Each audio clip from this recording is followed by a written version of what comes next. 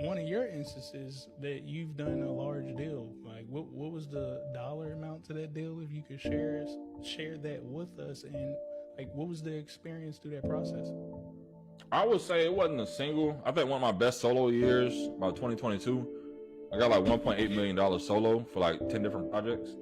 And it ranged between the Omega Lamplighters, which is a youth program. Appreciate that. It was the Omega Lamplighters, which is a youth program under Omega Psi Phi fraternity. We got our first allocation there. I had one allocation for a suicide prevention program, another one for a scholarship for low-income college students, another one for elderly for youth students to essentially teach old people to stop being scammed online so they can understand. Because during the pandemic, everybody was scamming the old folks, right? So they ended up being a different mix there. Also, some money for people that were coming out of prison so that they could transition back into life well, so at least the workforce development part was there. So to me, it was more getting out of the narrative of DeSantis and the nonsense.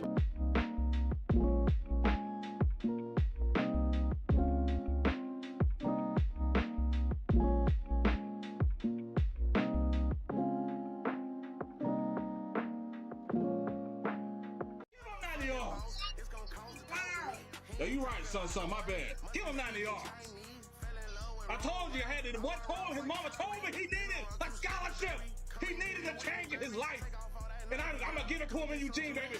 I'm going to give it to him in Eugene right now. We're going to We're going to the 90 yards. It ain't over till I say it's over.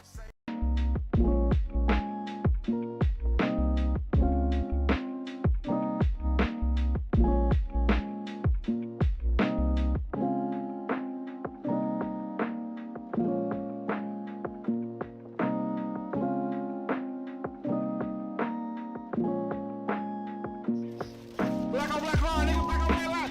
Welcome to Black History Month, nigga. What's up? Welcome to Black History Month, my boy. Welcome to BHM. It's another one. Oh, we coming back. Don't worry. Woo! We're doing this for slavery, for civil rights, for Jim Crow. Hey, happy Black History Month. Happy Black History Month. Happy Black History Month to you. BHM.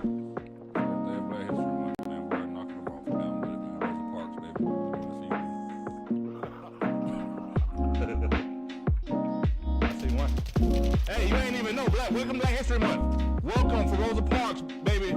Sojourner Truth. That's what we drop it. Sojourner Truth all month. I was about to say, we all killing each other. Welcome back to the channel. It's your boy, the Hip Hop Lobbyist. Hope y'all having a good day. I just realized I did all this pre-setup. I didn't even get all my lights together. Let me get my lights bright. Okay, there we go. That's a little better. Hope everybody had a good weekend. As we slowly trickle in here. Today is Monday. I had all my early meetings. I made sure all my meetings were like 7 o'clock this morning till about 11. Just wrapped up a great call. Listen, I can't tell you now, but I'm working on some content right now, right? We're working on a huge project that I can't even give you a lot of details on, but just know I have a lot of environmentalists been pushing videos over 100,000 views, right? 300 something shares. One dude has 500,000 followers on TikTok, and they're putting this stuff out, right? Cool. I'm gonna show you what a real lobbyist does. You know, how we outsmart the nonsense, the crazies out there, especially the tree huggers. And I'm not saying that I'm not against the environment, but sometimes you just need a valid argument. And sometimes we don't have a valid argument. You don't know process. You lose in politics, and that's what's hopefully going to happen soon. But either way, I hope y'all had a good weekend, man. I'll be honest with you. I was going to stream yesterday. Yesterday afternoon. It was me and my son, but I was like, you know what? One, Sunday fun day. Gotta spend time with my little man. Secondly, I had to take him to the park. And you know, with the toddlers, it's tough. You know, being a full-time dad, entrepreneur, streamer, YouTuber, content creator, energy policy consultant, government affairs consultant, all these other titles. You got to be a dad first. So, you know what, let me spend time with my son. But also, when I realized, hold on.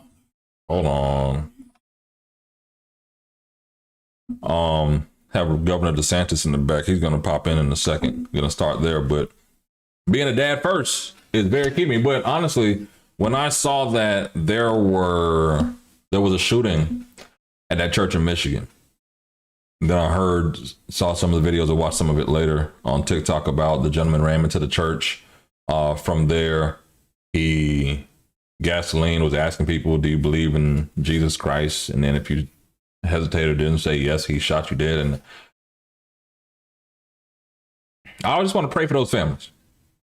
Because that really kind of shocked me and rocked me a little bit. Like, damn, people can't just go pray and like start their week off with the Lord or whatever they believe in, their religion. They're one in the spirit. It's kind of crazy, but we'll get into it. I just don't understand the violence today. The violence in America, I just don't understand it. It's not right. I'm praying for all the families, all the victims. It's unfortunate. But what I'm gonna do here, I'm gonna go to America's governor, Ron DeSantis. I don't know if he's y'all favorite. Something happened in my OBS. I'm trying to see. Yeah, there we go. That's better. Something happened in my OBS. Things were rearranging. So we're going to start with Governor DeSantis. Then we're going to get into, there's a Judiciary Committee meeting, President Trump's meeting with Netanyahu.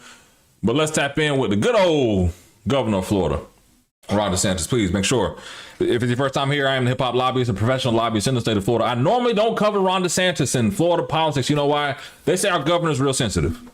And I don't want to say anything that's going to upset the governor and put my clients in a position that's going to impact them. But you know what? Regardless of it, let's get to it. Let's hop in with America's governor, Florida's governor, Ron DeSantis. And I'm not saying nothing negative about you, governor, but just know we appreciate you being on the Hip Hop Lobbyist YouTube channel show. Or show, chip podcast. I don't know what to call it yet. Let me fix this. Hold on. Wait. Oh, is he talking? We'll hear from Don. We'll also hear from our new FAMU president, Marva Johnson. And so she's here. And I want to thank Marva. Yeah, Marva, Rattlers.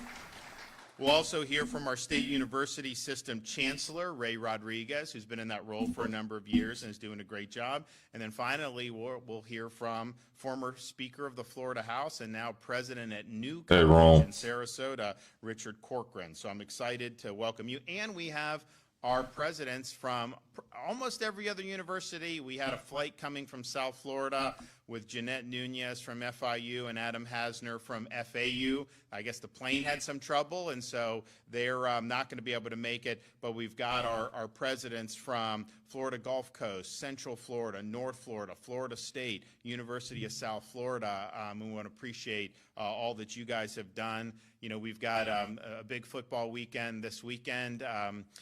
It would have been a little bit bigger had Florida State gotten it done in Virginia, but it's still going to be a huge game with Miami being so highly ranked, and then Texas coming to town here in Gainesville should be interesting. So I know a lot of Floridians will be able to enjoy those games, and hopefully we get a positive result. Certainly here would be really nice to be able to beat Texas in the swamp.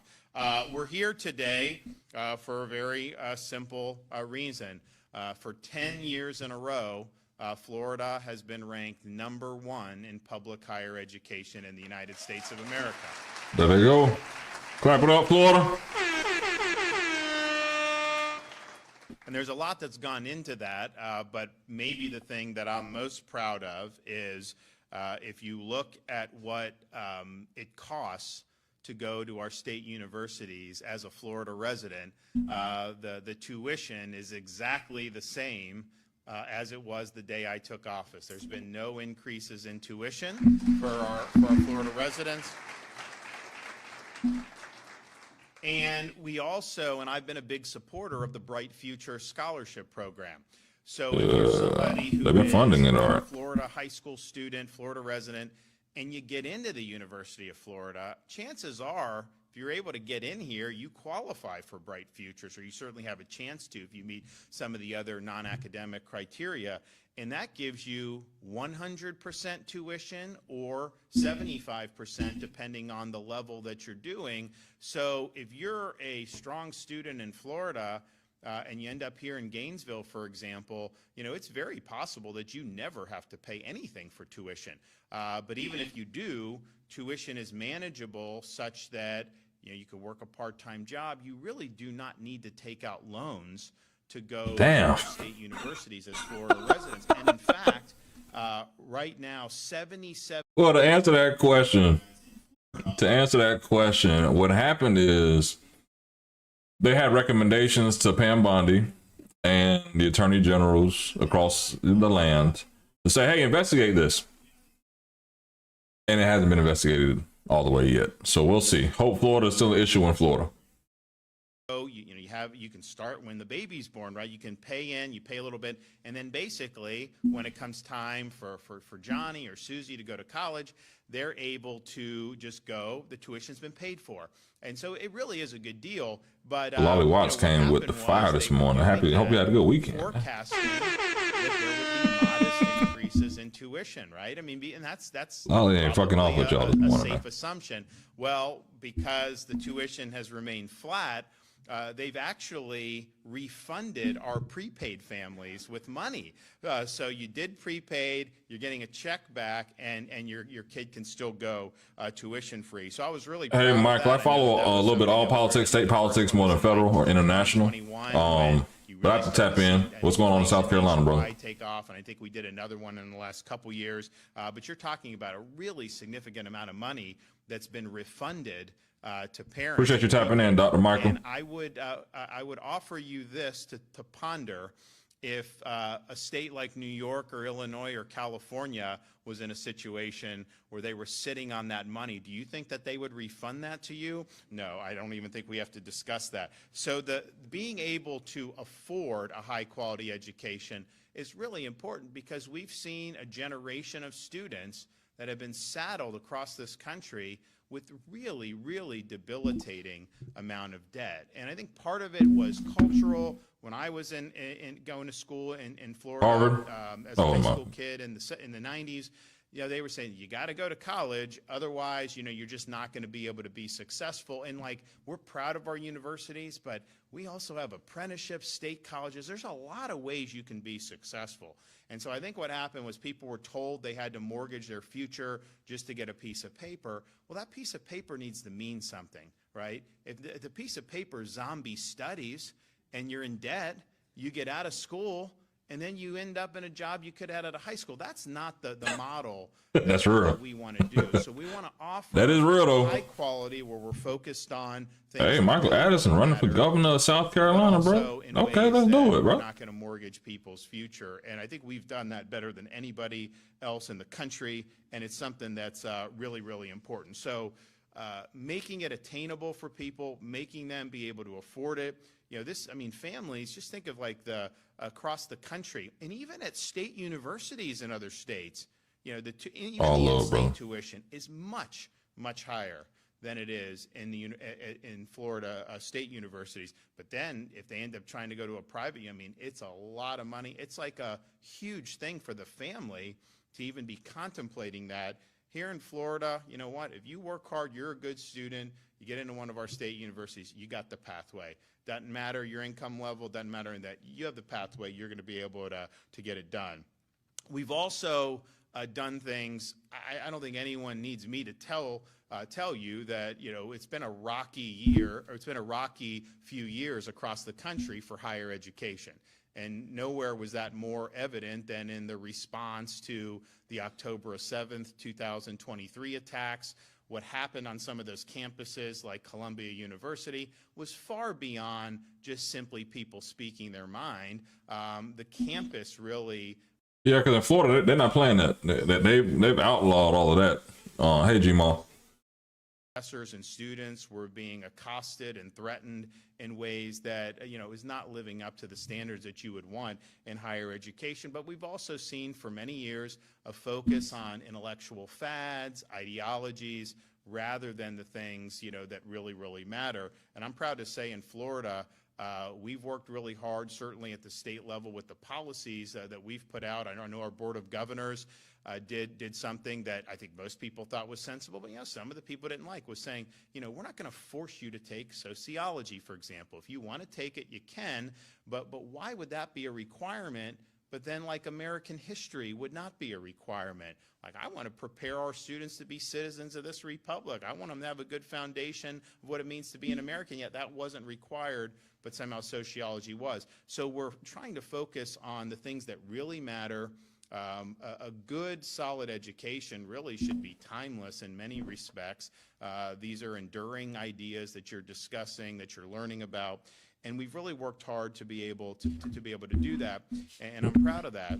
One of the things that we did was recognize that, okay, we want to make sure that we are bringing in very bright people to be able to teach students, but that's about really fulfilling the core mission of the university. It's not, some tenured professor just has their own agenda and are doing activism and things like that. Like, if you want to do that, you can do that on your own time. We're not going to underwrite that as the state of Florida, and certainly there are universities that have a different posture than we want our universities to have. I mean, Berkeley, some of these others, they have a much different posture, and that's fine. But here we want to focus on what really matters. And so, we instituted reforms on post-tenure review so that tenured professors have to undergo review every 5 years, and they can be terminated for poor performance. And I think that that's important because, the idea of getting tenure is so that you can challenge orthodoxy, express, ideas that may not be, consistent with the herd. I mean, during COVID, quite frankly, you saw people like Jay Bhattacharya at Stanford contesting some of the things that were coming out of NIH and Fauci and all that. Honestly, he was right. Very unpopular, particularly in that area. He was tenured, so they couldn't fire him just because he had a different view. But if you are all this time, I thought tenured was more like, listen, I've been here 15, 20 years. Expect my veteranness and my ability to invest in the fact of me putting all my skills here. You know what I mean? Like, bro, I could have went anywhere, but I stayed here at this university. And I gained tenure from my experience here. Like, that's what I meant to say earlier. Like, what the fuck? From Harvard and I think they politicized tenure. I think DeSantis politicized a lot of things that didn't need to be politicized, to be honest. Offering, I think, a great intellectual. But then again, we're a lot more sensitive than we used to be as well. You're able to offer them, give them good compensation, and they're in a great spot.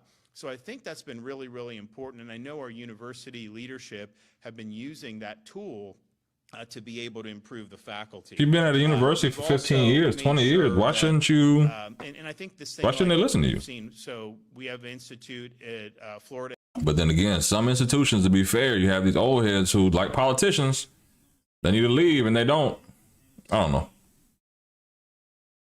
That has any type of free market orientation has ended up speaking at the Adam Smith Center since it's been launched. You look here at the University of Florida, the Hamilton Center, as I mentioned, you're bringing in people from places that we would not have thought, 5 or 6 years ago that would have been doable. But I really believe that Hamilton, with what they've already done here, they're on their way to being the premier center for the study of citizenship, civics, and Western civilization in the entire country.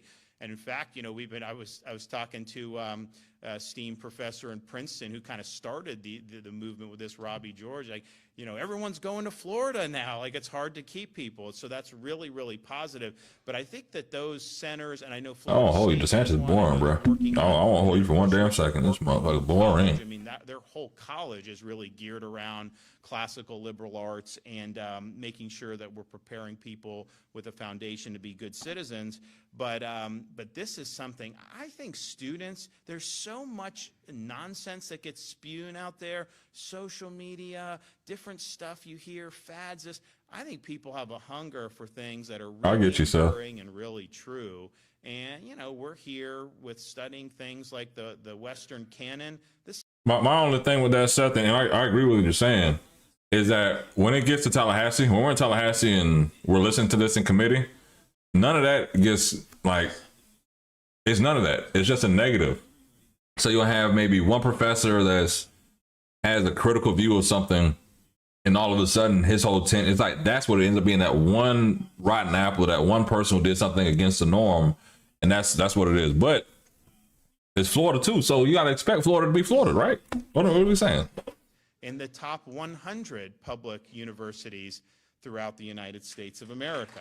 Yeah, they're not meeting yet. Poor God Daddy. And that puts us second. Let me double check. Overall. Are they live yet? California is almost twice the size of its population, so we're doing really, really well there.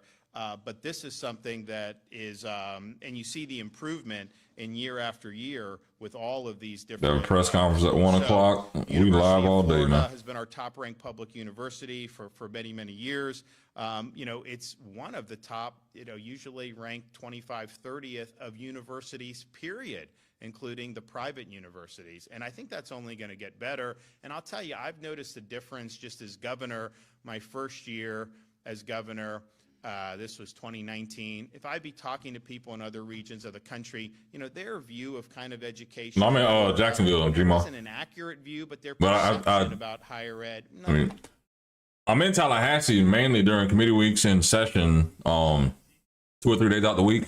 But I live in Jacksonville. I drive over. I used to live in Tallahassee. I went to Florida A&M University, the FAMU, the illustrious university. And a lot of times people will say, heck, why would I want to put up, with the nonsense that's going on in this university, that you can go to Florida and you're going to do very well. And I will say, all of our universities, when you had all those the disturbances on the campuses, you didn't see that. No one got away with that here. Told you. You can say and believe what you want.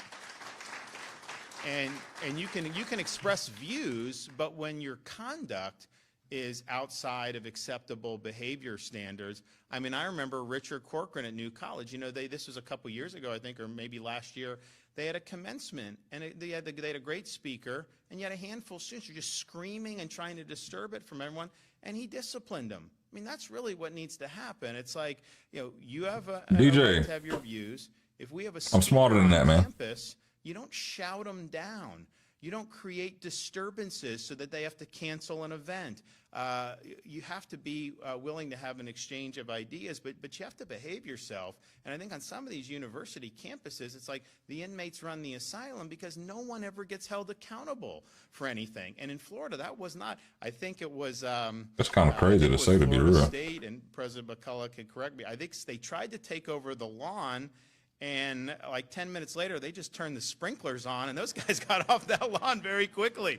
And that's really, and so I think when parents see that in Florida and beyond, and they say, you know what, these are positive environments, and they're not going to devolve into some of the things. I don't know about that, because there could be some disco parents from the 70s who wanted to see the protest because they didn't support the Vietnam War. Maybe they could have been protesting in college. And it's like, you know what, I'm anti-Vietnam War, but now my kid or grandkids going, and I want to see them actually go through and, be involved and have different ideologies from the foundation of what the government and the media pushes in our kids and our society, right? So you never know. However, DeSantis, like M. Porter said, he didn't even go to a Florida university. He went to Harvard. So one issue I do have is these people who didn't even go to the institutions telling you like, hey, yeah, this is how you need the institutions. Like, bruh, when you went to Harvard, you weren't under any of this bullshit, but you're forcing everybody else to, come on, man. I told you, because of my profession, I don't criticize DeSantis that openly. But damn it, and they would say, yeah, damn it, man. I made you that. No, I'll clip that if you want to. I ain't gonna clip it. Because I want to stick around for another football season because you had a chance to win another national championship, SEC, whatever. I guess we're focused a little bit more on just getting you out now, which is good. I think I think it's positive. So 4 years and out is really, really positive, and they have the lowest net cost of public universities. And impacting. I understand that, after graduation. But it's not necessarily about the war itself. I'm saying, but I meant like the women. You look back in the old videos, women burning bras. The entire aspect of where America was, how the culture of Americans then didn't support the war, and even though there were people that were at war, they're like, listen, we're losing innocent bodies, innocent people. We shouldn't even be here. Like Muhammad Ali said, the Viet Cong and never called me the N-word, right?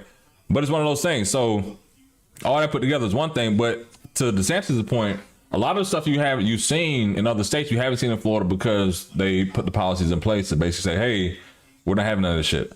The other part of it is there was actually an anti-Semitic issue with a student at Florida State about a month ago.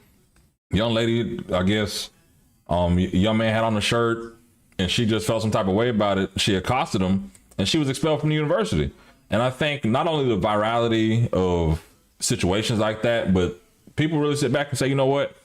Some people don't want hate at their schools, but some people do want civil discourse and conversation. And I think the issue is because we only know protests and civil discourse, be like, hey, I'm gonna sit in, I'm gonna be disobedient to what the overall narrative is.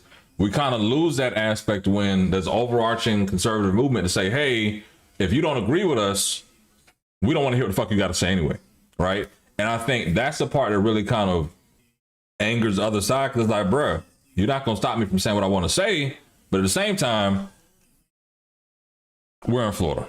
Let me stop rambling and get back to the governor. Top 100 public universities this year, so congratulations.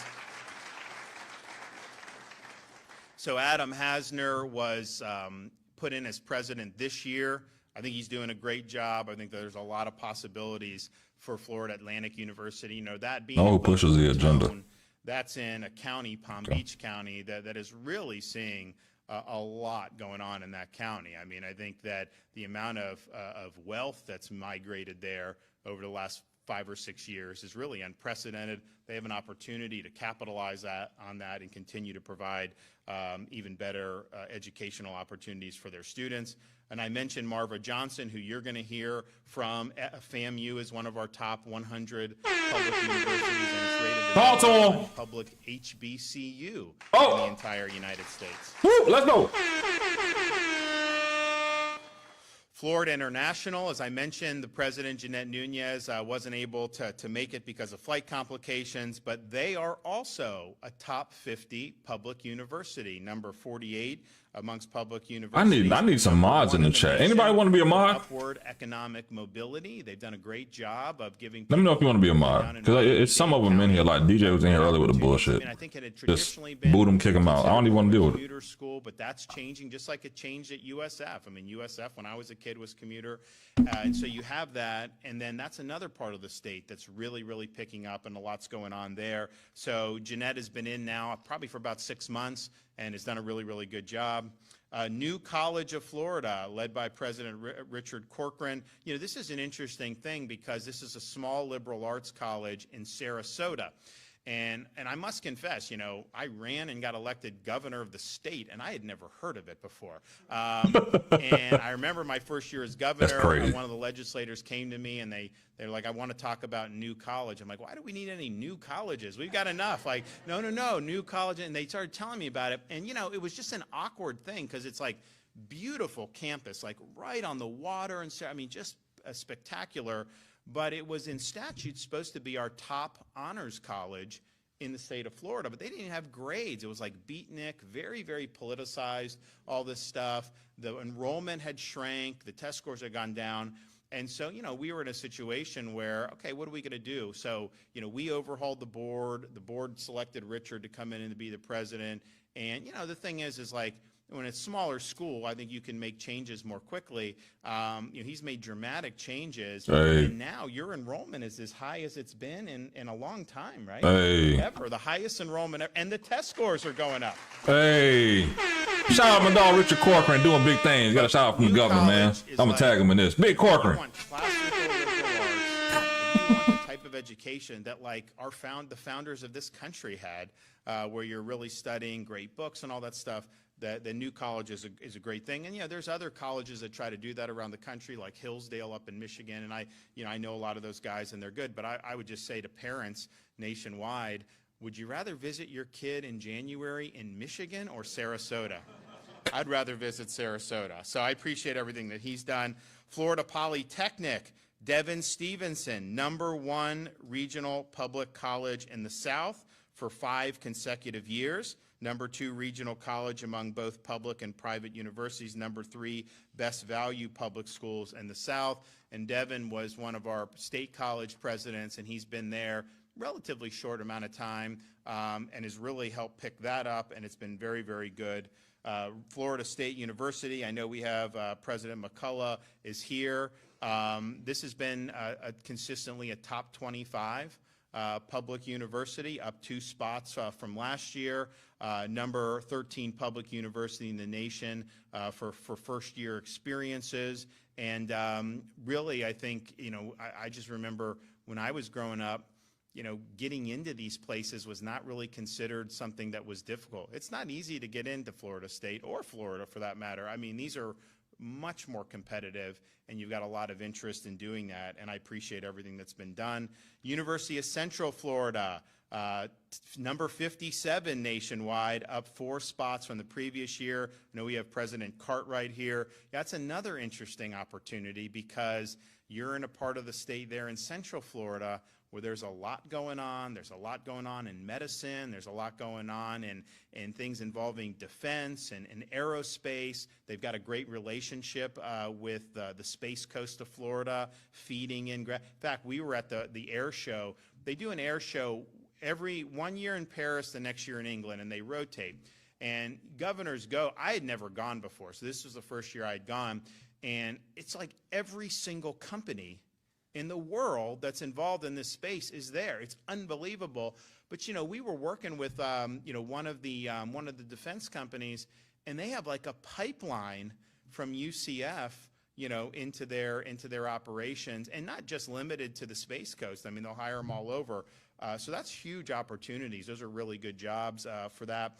And I saw one of my staffers. Great. Politics should be boring as hell sometimes. I ain't gonna hold you. I told her don't let people see, but there's a lot of opportunities there. And then West Florida, led by interim president Manny Diaz, number 6 for regional public universities in the South, and that's up 4 spots. He's just gotten in within the last few months, but he's made a lot of changes, and I think you're going to see a lot there. So West Florida's out in Pensacola. Sometimes doesn't get as much attention as it should, but I think under Manny's leadership, you're going to see more and more. And they have a lot of opportunities too. I mean, that's one of the best military communities in the United States of America, both for active duty and for veterans, and they have a lot of programs where there's a lot of great common cause there. So all in all, I think we can say job well done to everybody that's been a part of this. There's a lot more that we want to do. I want to continue to see programs like the Hamilton Center flourish. I think it's important. I want to continue to see. You got to get equipped for my Rattlers. That really, really matter. I mean, I love hearing some off good and proper with some content engineers today, being man. produced. I love hearing about what they're doing, in some of the other sciences, and business is important. There's a lot of things that are important. Really focusing on that and continuing to build great opportunities for our students going forward. So we've got a lot of momentum, but we've got a lot more to do. We've had a lot of support over the years with the Florida legislature providing funding. We had support this year, generally speaking, but I definitely think there's some more that can be done. I really believe allowing the universities to recruit faculty and giving them a pot of money to try to recruit some of the best folks in the country. I think it's really, really important. I think it's been used. I think it's been used very well. I think some of these places have been able to attract some good folks. And look, at the end of the day, there's only so much that you can do to pay somebody to come, right? But when we're sitting on a massive surplus, I mean, honestly, I'm cutting all these tax. We don't have income tax. We just got rid of our business rent tax. We've taken all these sales tax holidays and made them permanent. So disaster relief. Now this storm looks like it's going to have, maybe some tangential impacts, but it's really turning east. And who knows? We're not out of hurricane season yet. So if you do need those hurricane supplies, those are tax-free. We've made permanent our back-to-school sales tax holiday. We've done all these different things. Baby items, totally tax-free now in the state of Florida. I didn't actually enact that till my youngest got out of diapers. I could have saved myself a lot of money had I done that a few years earlier. So we do that. And so we're like, man, and yet we have big surplus. Our rainy day fund, so when I became governor to now, we've more than tripled the state's rainy day fund. And that is, so we're now at the point where constitutionally we're not allowed to put any more into the rainy day fund. So you have a maxed out rainy day fund, then you have a lot of other surplus revenue. Maxed out savings, yeah, that's what they're saying. Revenue, all this other stuff, that's there. And we've had, and honestly, we had such a big one a few years ago, We did more tax cuts. We did the road projects and accelerated those. You guys will see some of that if you're on 75 around Ocala where it gets bottlenecked. We accelerated. That's going to be done 10 years ahead of schedule. It wasn't supposed to be even started till the 2030s. It's like, do people want to sit in traffic for another 15 years? So they're working on that, and they're accelerating. We put billions of dollars. So we're happy to do that. But the point of it is just, we're in great shape fiscally. I've never been an advocate of just spending money to spend, but if we have an opportunity to empower our universities with an ability to continue to attract really good people, I think that that's really positive. So we did that for a couple years. We didn't really get the support on that in this most recent session, but I'm hoping next year that they're able to do that. And so some of the people in this room may have something to say about that as you talk to the folks that are around there. So I'm excited. I'm thankful for everyone's hard work. We're going to hear from some of our speakers. And so as I mentioned before, Dr. Donald Landry is the new interim president at the University of Florida. He was the dean of the medical school at Columbia for, I think, 20 years. He was the physician-in-chief at Columbia Presbyterian Hospital, which is a major hospital. And if you look at what happened under his tenure, I mean, massive increase in NIH grants, massive increase in ranking, everything. So he produced really good results, just as somebody leading all this. But then in his own career, some of the things that he's been able to do, I don't know if he's got patents, he's got all this stuff. I mean, like really significant. And he's even been recognized by President George W. Bush during that era for all that he's done. So I think we're really fortunate to be able to have somebody of his caliber here, and it's my honor to invite him up to be able to say a few words.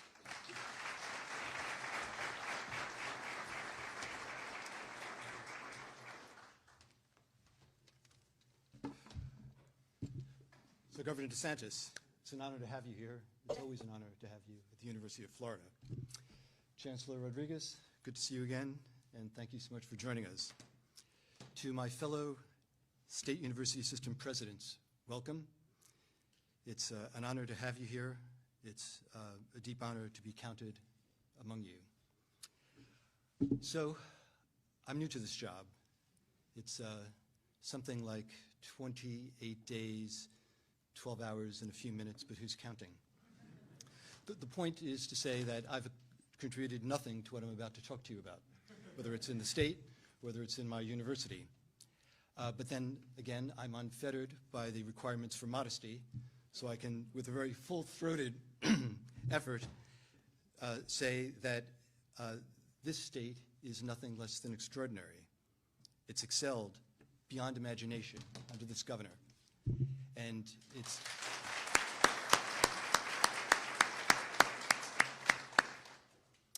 and to come to Florida, and actually to come to its flagship university, is an opportunity beyond imagination. Now, you've heard that the state has done very well, 10th year in a row, ranking number one among institutions of higher education. Phenomenal record. The last 6 years have been extraordinary years, certainly extraordinary years at the University of Florida.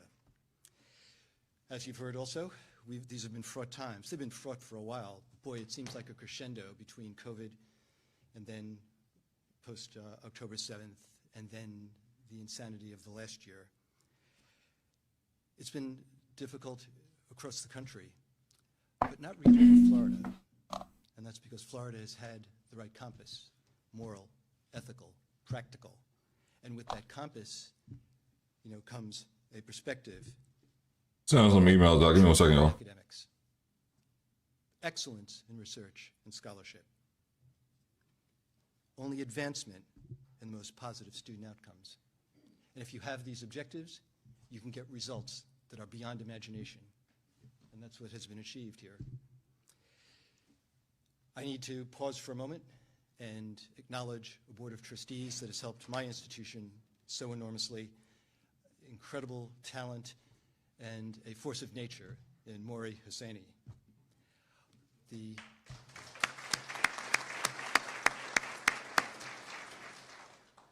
have a good number of the deans of our colleges, myriad colleges, reflecting so many of the disciplines of human intellectual endeavor, completely as befits a land-grant institution. We seek to serve the people of this state in all of their interests and all of their capacities.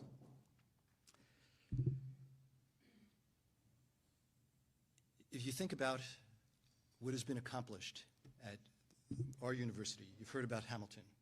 Hamilton is amazing.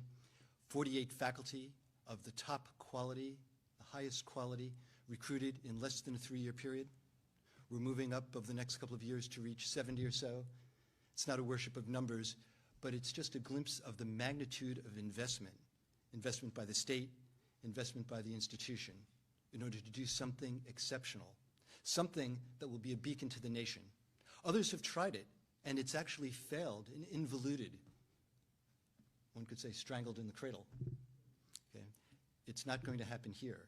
And it's not going to happen here because there is the backing of the governor, the backing of the legislature.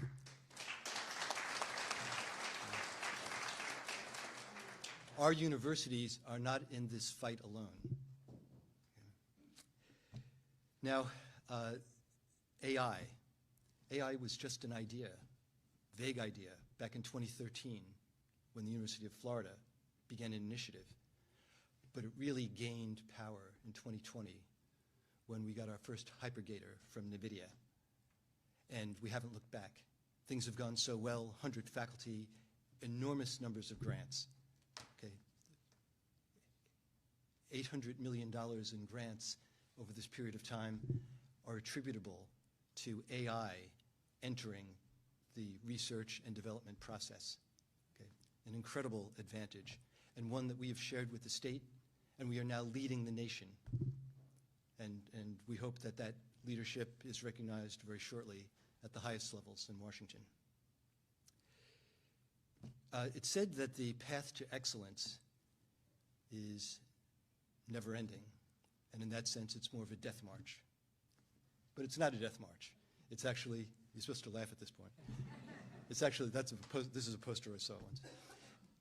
It's exhilarating. The last 28 days, seeing... Yeah, I do need some mods in here. I don't know where my mods at, bro. People are just talking crazy in here as always, bro. I don't know what the problem is. Chat be live, bitch. Chat be too live. All of them here, working day and night to accomplish more of what Keep that for a bit. Because I do realize, right? Now, President's kind of boring. I'm waiting for Marva Johnson to speak, FAMU, and I'm going to move on from this. You know, the thing is, I realize when people see they comment pop up on the screen, it makes a lot more of y'all start commenting, right? And I get it, but then sometimes you have people like my dog TL in the building, right? He just threw up Free Palestine, and he know that's gonna get some people going, and they gonna respond back and get the party started, right? But it's kind of crazy because I do realize that some of y'all just want to start a pot. And I'm not cool with it, but I'm cool with it because it boosts engagement. But I had one of my homies say, "Hey, bro, I typed something, I saw my name on the board. I was like, yeah, I want to say something else." And people start responding to me and they want to clap back. I get it, but it's still wild though. As the other presidents are doing it theirs, and in that sense, we are joining together. Man, listen. Of that joining. But this is why I say I've been in politics 15 years, right? It's boring. It is boring. That's why you have to almost love a Jasmine Crockett and a Donald Trump, bro. You almost have to love it because it at least gets you engaged on knowing what the hell's going on, right? Because 97% black politicians, white politicians, Hispanic politicians, male politicians, female politicians, they boring as shit. They nerds. I used to be a nerd. Actually, I'm still a nerd. I'm a cool nerd, they used to say, right? Or still say. But to the point, politics is boring. You need to have somebody who's going to be like, listen, hey, this is what the fuck they doing, and relate to people so that they'll be more engaged. That's what's really the problem in America. It's not engaging. Like, Ray's cool. And it's a great day today to be here to Former celebrate senator. the success of our state university system of Florida. But you hear him talk for 20 minutes, you're not going to fall asleep? The best job in higher education, serving as the chancellor for this system. As the governor mentioned, Florida leads the nation in higher education, and we have Come on now. a decade now. Ray This gonna year, fall. Ray gonna put you to sleep now. has 2 universities in the top 25. Pause. 4 universities in Pause. the top 50. and for the first time, 7 universities in the top 100. Bro, I'm a cool nerd, bro. Y'all tapping into a cool nerd show right now, big cool nerd segment, More baby. than half of our institutions are nationally ranked in the top 100. Cool nerd, man.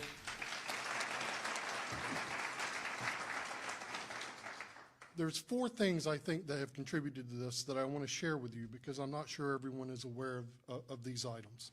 And they're important because they speak to the success we've had as a system. The first is our I agree with system is that. focused on academic excellence. One of the key things that has occurred in this state occurred 3 years ago when the legislature passed Senate Bill 266, which removed indoctrinating concepts out of our general education curriculum. It allowed us to take general education and use it for its Hold on, purpose, y'all. which is focusing Actually, got a on 12 o'clock academic call. excellence. Be right back. Now, that was challenged with multiple lawsuits from faculty members in the ACLU who all contended that they had a right to indoctrinate in general education. And what I want to share with you today is last week, the last of the general education challenges was dismissed.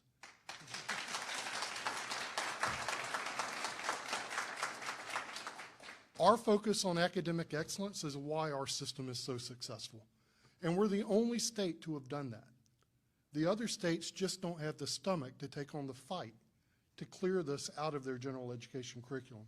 But Florida has led the way, and now we have shown it can be done. So let's hope others follow. The second, and I'm glad Senator Keith Perry is here today. Stand up, Keith.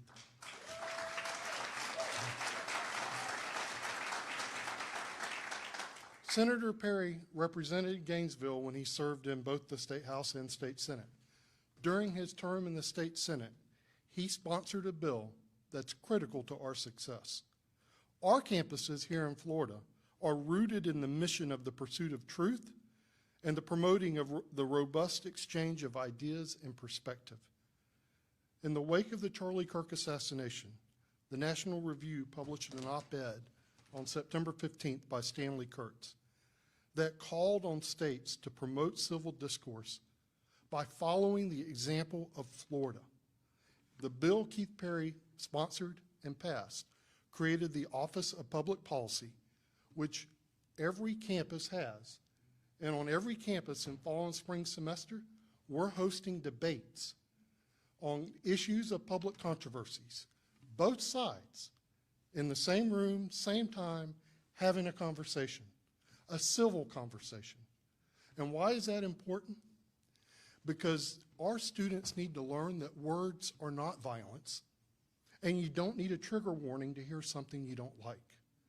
We're doing that in Florida, and if anything, the tragedy of what occurred out in Utah with Charlie Kirk demonstrates why this is so important.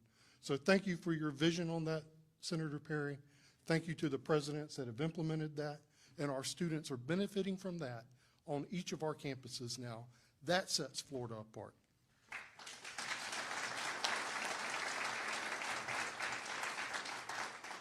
And this last thing I would say is we have been very blessed with support from our legislature and from our governor, who's held the line on tuition and who have appropriated the funds for us to be successful.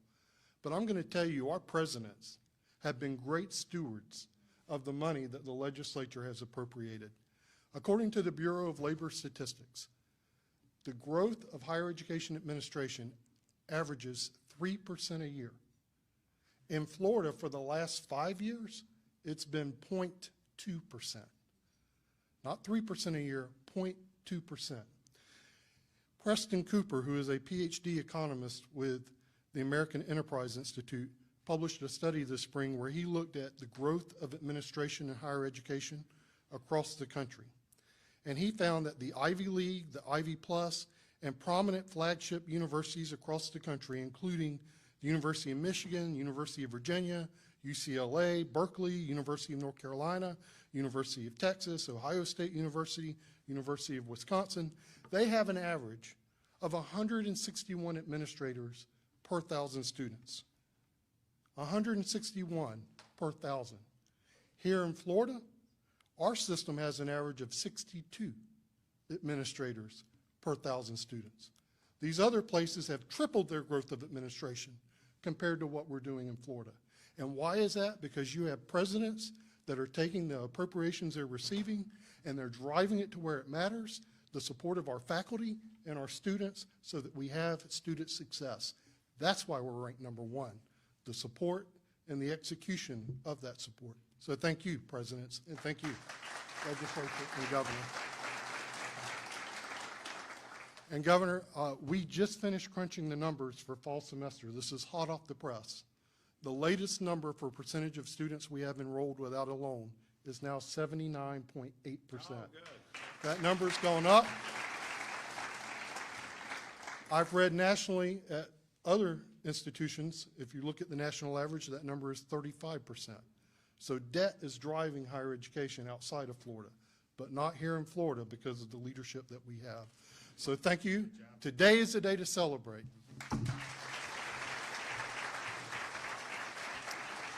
Okay, our new president of Florida A&M University in Tallahassee, Marva Johnson.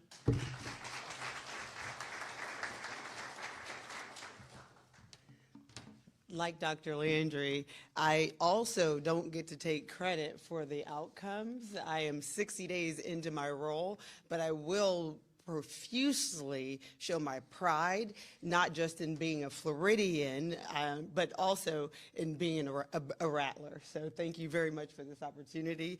And as noted, FAMU is Florida's only public historically black college and university. We are the only one of the 12 to carry that mission with us, and to be among the highest of honors, the #1 higher ed system in the country, is phenomenal. And what it shows more than anything is that our state is committed to making sure that we have collectively invested in every single opportunity to uplift families and to uplift our economy, and to make sure that we're delivering a world-class education that's accessible to all of our citizens. And at FAMU, we're building that momentum to ensure that every student, again, has access to a high-quality education, and that not just we're not getting an education for education's sake. When they leave and walk across that stage, they have a degree that immediately translates to opportunity, that they can walk into a job and be guaranteed that they're going to get more than a working wage. They're going to get a wage that is going to afford them a meaningful lifestyle and an opportunity to contribute to the growth of Florida's economy. And so I am proud to say again that what you've heard already a number of times, that FAMU was the #1 public HBCU for the 7th time running in this year's ratings. That puts us, and I'm just as proud to note that puts us in the top 5% of all public institutions in the country.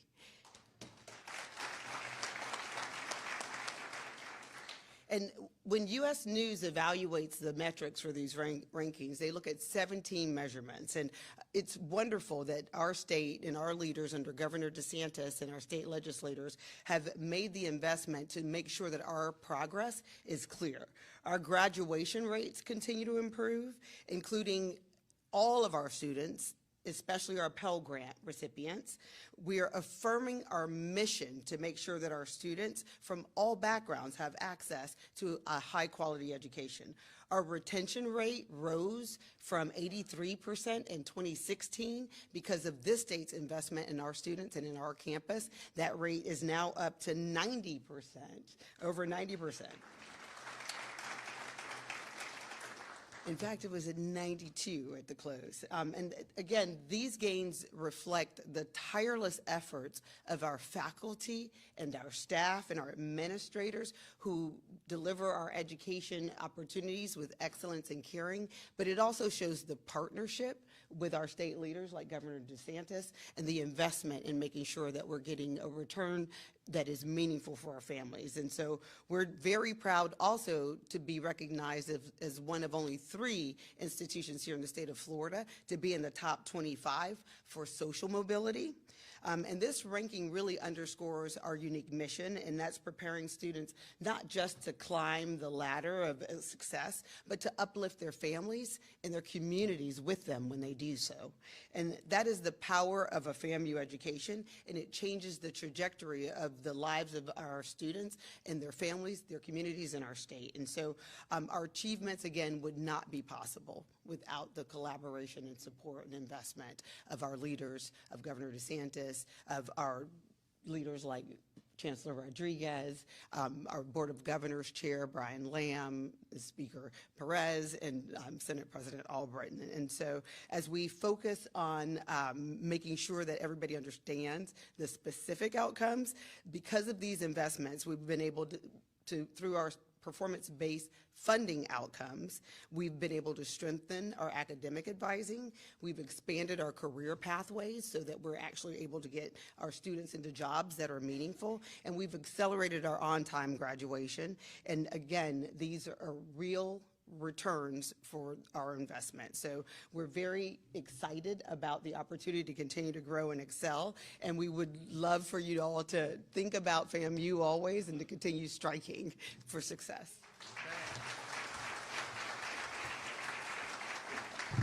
All right, President of New College in Sarasota, Richard Corcoran. Thank you. It's an honor to be here with obviously an unbelievable, arguably the greatest governor ever in the entire nation. We have great legislators who just constantly help us in every aspect, and former colleagues like Keith Perry. So it's an honor to be here. It's also an honor to be with all these great presidents. I have 6 children, my wife and I, and so we have kids scattered through the entire state university system. I've lost 1 to Florida State University. I've lost 2 to University of Florida. In fact, my son just graduated from high school, the most recent Gator, and I would go to him all the time, and I think he was just trying to make me feel good. He's like, "Dad, it's between New College and University of Florida," you know. And then I would always ask him percentages. He's like, 70-30, and you guys were always 70. And then it got to the point where actually I was with the governor, and Florida won the national championship, and I called my wife literally on the way back, and I said, "We're totally toast." I mean, that's over. He's going to Florida.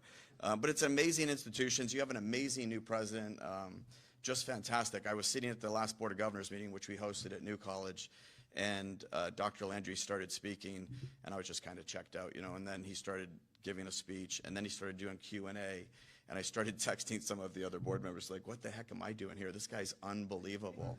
Just love hearing you speak, Dr. Landry. It's I think you just have that wonderful Steve Jobs understanding of the, Steve Jobs used to say that the intersection of liberal arts and technology, that intersection is what makes your heart sing. And that's what every student should be exposed to. And I think you just exemplify it in all your words fantastically. My bad, y'all. To have you on the Had a quick work call I forgot about. president's list. LinkedIn call more than One anything. of the presidents, all of us, I think, I'm going to say, every single president, 12 universities, we've all come on board in just the last 3 or 4 years under this governor. It is a remarkable change and shift, including the policy that he talked about, like 266. And if you don't measure something, people say you don't care. You got to measure it to care. And what has happened is, yes, these rankings matter. It's a measurement. And then you should see that measurement is fair. And I'll say in a second it's not.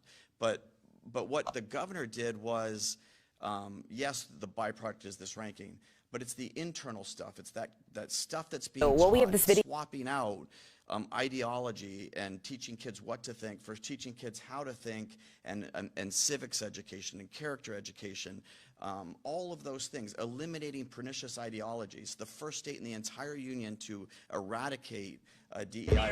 How are you? Great. It's still not being done, and everyone now recognizes it's a pernicious ideology that is rooted in detrimental things to our society, to say it nicely.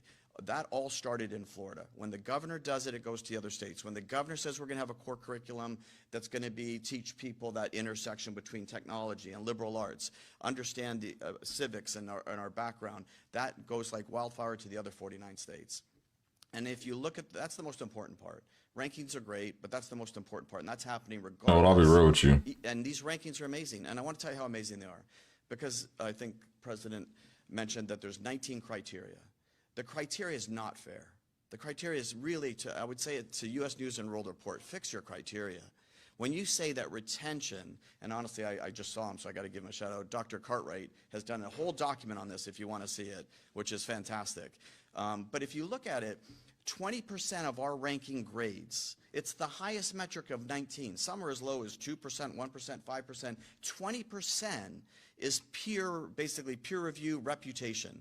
So why all of a sudden, you know, to Dr. Landry's point, we were 5. Yeah, see, I'll be real with you. Again, politics is boring. Politics is very boring. Hold on. So you get to the situation where you have these conversations and they're going and going and going and going and going and end up being nonstop for it. And I like Richard. And I like Richard Corcoran. I'm not a huge DeSantis fan, but again, the governor is the governor and I'm a lobbyist. So guess what? I can't say anything crazy about the governor. It's going to put my clients in a bad position. But either way, real quick, I'm going to get to the actually Grand Blanc situation. I actually, again, wanted to stream it yesterday, but then I didn't want to be heartless at the same time, you know, because I do feel that there is a need to have, you know, a community that's abreast of information. But at the same time, it's like, I'm not an ambulance chaser. I don't want to just chase every tragedy that happens. Say, hey, let me live stream. Let me get 7,000 subscribers. I'm at 6,600, right? I think that's kind of greedy and not genuine. So again, I spent yesterday with my son, with my family. We actually went out to dinner. We went out to Outback. I just realized yesterday, I'm not an Outback steakhouse kind of guy for real, right? I don't know what to get. Like, I'll eat a steak. I like a pork chop more than a steak, whatever, but I just don't know what to get at Outback Steakhouse. And it really kind of, they didn't throw off my Sunday, but it was like, bro, it was a family day. But I did think in the back of my mind as my wife and I talked about work and we talked about life, it's like, damn, you know, these people went to a Mormon church, drove inside, again, put gasoline on the outside and asked people if you love Jesus Christ, if you accepted Jesus Christ as your Lord and Savior. And if you didn't respond, yes, the man took your life. And I just said, you know what, damn, can we not just go pray together? Can we not bring the guns to church? Like, what does any part of my religion and my ability to connect with my spiritual being that I believe in, why do you have to come interfere with that? I don't understand where we are as a country where people cannot go and praise the Lord or praise with their family in one, bruh. And that's the part I don't get. And the victimization of it, right? We can look at crime in Memphis, crime in Chicago, crime everywhere. This is crime. There have been over 2,000 mass shootings in America this year. Pre-pandemic level highs. We don't know what's happening since the Popeye chicken sandwich and the COVID-19 pandemic, while motherfuckers out here acting crazy with this shit, right? In one breath, we're seeing Charlie Kirk's life get taken away. And then the politicization of his death to blame the left. And now you have a MAGA supporter who went to a Mormon church in Grand Blanc, Michigan. Come on, man, what are we doing, bro? As a country, what are we doing? And I'm not saying, oh, mental health with guns up. Like, bro, let's just wake up for real. Like, bro, what the fuck? Like, this ain't, if you can't even go to church anymore, and I get it. Listen, I'm not saying no kind of way. They bombed 4 black girls in Alabama. They bombed churches. They had the young man go in South Carolina years ago, Dylan Roof, went in there, killed the people after he prayed with them. So it's not as if churches haven't been attacked before. It's just like, damn, when is enough? As a country, when are we going to wake up and say this is enough?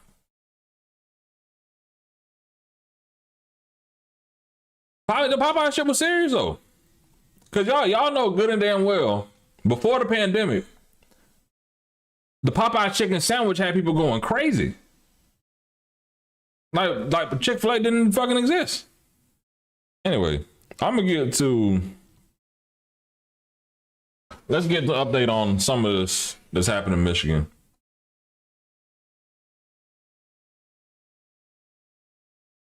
Hold on, my bad, y'all.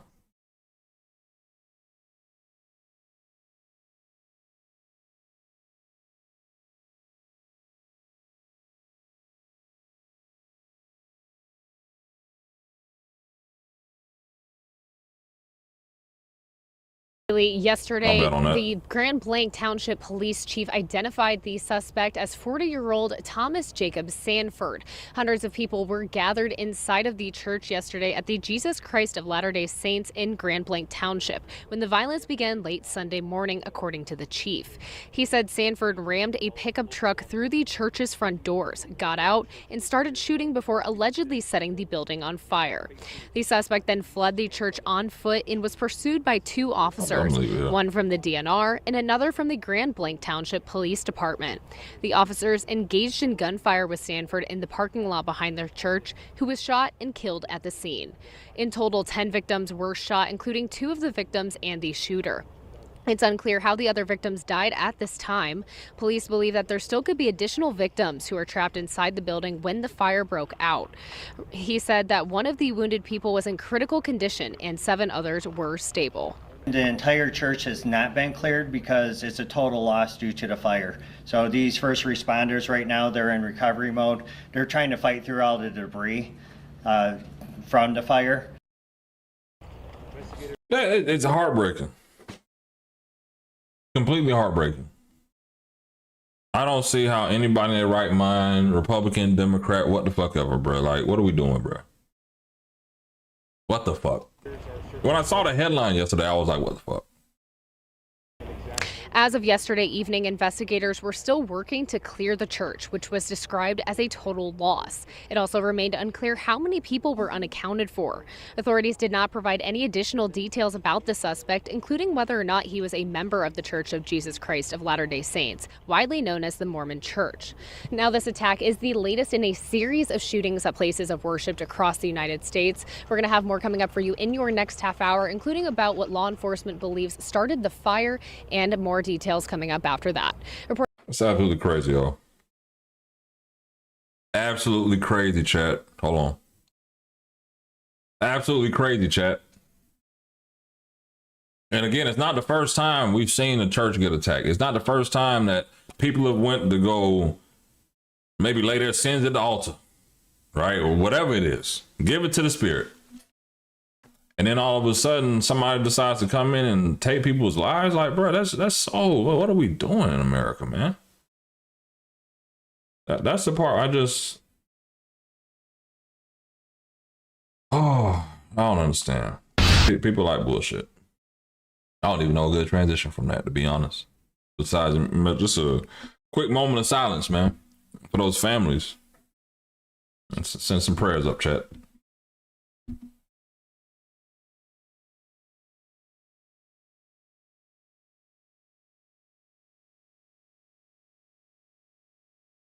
All right. You know, they say moment of silence. Sometimes I'll be respectful. How long that moment supposed to be? Is it supposed to be 10 seconds, 2 seconds, 30 seconds? Whatever. Let's tap in with the mayor of Memphis. See what the mayor of Memphis has to say about the National Guard being deployed as they're arriving this week, man. We're going to get something. It's the Tennessee National Guard that's coming to Memphis, and we are speaking with our city's mayor, Paul Young, and our police chief, C.J. Davis. We're so grateful to have you both here live for us here on A Better Memphis that you work for every day. And Mayor, some business owners have told us that they had a meeting with you yesterday. How did that meeting go? What were their concerns? Oh, yeah, we met with business leaders yesterday, just talking about what we expected things to look like in terms of their concerns. I can't think of anything that they raised that we hadn't been talking about. They're concerned about what the focus of the operation will be, how to impact their operations. We talked a lot about what we believe the structure will look like, and one of the things that I think is helpful is for us to think about this in twofold. There's the National Guard, which is one piece, but there's another 13 agencies that are named in that executive order. And so those entities, FBI, DEA, ATF, they're going to be supporting the operations that MPD already has underway. And I think that gave them some comfort just hearing that we've been having that level of dialogue to ensure that this thing goes smoothly. Right. And Chief Davis, Governor Lee mentioned that he briefed you all on the plan and that plan will likely be reassessed once people are on the ground. But will the Guard only be at federal buildings or in more focused neighborhoods or possibly both? Yeah. So, of course, everybody knows that the landscape here in Memphis is very different from D.C. Right. We don't have sprawling federal buildings all over the place. And so what we're hoping to do is utilize National Guard servicemen and women in environments that can be more proactive as far as deterring crime and so on, and not as much in a public safety sort of capacity.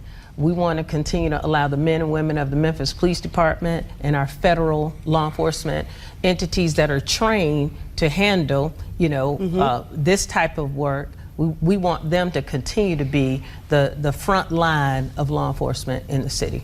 All right, trained. That's an important word. Right. Yes. So the mayor, I should say the governor, when he spoke with me on September 9th, I drove up to Nashville, we did an interview, and he said military police is what he intended to deploy to Memphis. Is that still the case, that military police officers will be deployed here, but because he has not declared a state of emergency, they will not have a full law enforcement authority? Is that the understanding at the moment? I think it's going to be a mixed bag, because you have so many individuals, like, say, for instance, Memphis police officers. Memphis police officers, many of them are National Guard. Right. And they are trained to be police officers. However, those individuals that may get deployed to Memphis, they could be a combination. They could be people that have businesses or dentists, and they may be individuals that are military police as well. And if we have military police in our city, we will be allowing them to do any work that requires a person who's public safety trained to assist in or support. But that will not be on our frontal lobe. That will not be our focus to mobilize, National Guards, men and women, to do police work, so to speak. Okay. And Mary, you said today your priority in this effect is, number one, we want to make sure that we're building on the existing strategies that have demonstrated success. Specifically, what proven strategies have you reviewed with the incoming forces? Well, we know that over the past 20 months, we've seen significant reductions in crime. And that has happened because of the work that we put in. Things like Code Zero that MPD has been doing in partnership with agencies, law enforcement agencies throughout the region. There's the Fugitive Task Force, where they were able to identify and bring in over 1,000. One thing I'm kind of seeing from some of these mayors, right? Chicago, DC, Memphis now, and I have nothing negative to say about the mayor of Memphis at all, to be honest. I love Shelby County, right? The issue that I'm seeing is a lot of these cities and mayors have said that they've already made efforts to reduce crime. The issue is crime is still an issue in these cities. So it gets to the point of saying, can government fix crime? Can government fix crime, or can the private sector fix it? I mean, I'm not talking like prisons, but it's like, what can actually fix it outside of economic development, education? And by economic development, I mean like wages, jobs, careers, like trade skills, like entrepreneurship. So all that put together, it's just like one of those things that say, I get it. We're at a point of a lot of major cities, Democratic cities, if you want to call it that, but Tennessee is a Republican state, never forget. So at the end of the day, it's like, you're asking, can government fix people's morals? Thank you, Patty. It's like, at the end of the day, we can throw as much tax money as we want in this. We can deploy as many troops as we have. But guess what? The second those troops leave these cities, will crime spike? Will there be a major deterrent to keep crime going down, or will it coast, right? We need to get to a point of honestly saying to ourselves, how do we fix this without government actually getting without government being the main investor in fixing the problem? I think that's the best way to say it. Getting rid of the shadow government. I mean, bro, Tia, you got a point, bro, but what is a shadow government? Outside the narrative, what is a shadow government? Is Trump speaking with Netanyahu yet? Nope. No, he's not. Individuals over a 90-day period. They have all kinds of operations that they're doing on a daily basis. Actually, I'm going to switch this over. They say that in Chicago, there's an investigation because ICE was shooting pepper balls at reporters. Now I don't know, like there've been massive attacks on reporters lately in Israel. I want to say they had a bombing, may have killed 8 to 30. I'm just throwing out there a wide number journalists. About 200 there. I know, but y'all may have seen the man in Chicago pulled up on the ICE agents with the bike, and he pulled off on them, and they were chasing. That went kind of viral. That was kind of funny. But I want to see this one. Let's tap back in. Federal agents seen taking mother and children. Oh, not the babies. Let me see if I get this to a good camera angle here for my people on the vertical stream. No, I'm gonna do it. No, I'm gonna do it like that. That may be better. Let me see. Can I stretch this out a little bit? There we go. Yeah, that looks better for y'all, right? Let me get y'all some more. Yeah. See, I worry about my vertical people. Video into our newsroom showing what appears to be federal agents detaining a mother and her children in front of dozens of people there. We're told this happened just before 1 p.m. yesterday along Michigan Avenue. And this is just one of the many scenes we saw as agents walked up and down the Loop and along the Chicago River over the weekend. Governor J.B. Pritzker is expected to speak later today about the federal deployment. Now, this comes after a federal agent fired a pepper ball at one of our reporters outside the ICE facility in Broadview. Thankfully, she is okay, but she was just in her car outside that facility, and it was very quiet when it happened. Our Darius Johnson live in the Loop this morning. Darius, I know you were overcome by chemical agents more than a week ago. Now we have this latest incident. Good morning. More than a week ago, my photographer and I were covering protests outside that processing facility right there in Broadview, and we were overcome by tear gas as agents threw it. Now, I don't think we were directly targeted. However, there was no regard for the several media crews, possibly up to a dozen media crews that were present at that time. And Friday, as I was out there reporting, I told you all what I witnessed was a lot different. Whenever protesters simply touched that new fence sitting outside of that processing facility, they were hit with pepper balls or rubber bullets. And now our very own Asal Razai, unfortunately, knows what that feels like. Just yesterday, while working, she went to check out the facility to see if there were any protesters. An agent behind a fence shot a pepper ball directly at her vehicle. The chemical powder exploded onto her vehicle and filled the inside, causing her to react. He saw my window was open and he shot right here. You can see the point of impact. And I was sitting right there with my window open. A lot of it went inside of my car and on my face. I immediately felt it burning. I started throwing up. Shit. After all of this, ICE agents were also spotted downtown along the river and along Michigan Avenue. Some were seen masked, carrying long guns, walking in packs among shoppers, Chicagoans, and tourists. Back out here live this morning, Governor J.B. Pritzker has already slammed the deployment, saying that armed agents have no place in the city of Chicago or in the downtown area. He'll talk about this later on this afternoon at 3 o'clock in the Loop. When it comes to Asal, thankfully, once again, she is doing okay.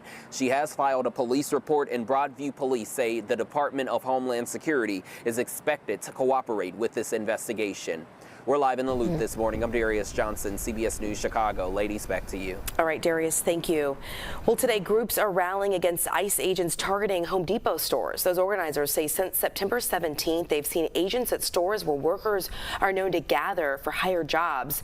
Well, now organizers are calling on the city of Chicago to create a safe hiring center for a safe space for workers and employers to connect the groups. They're set to rally at 7 this morning near the Home Depot on 47th and Western. Now I'm going to go live to Michigan.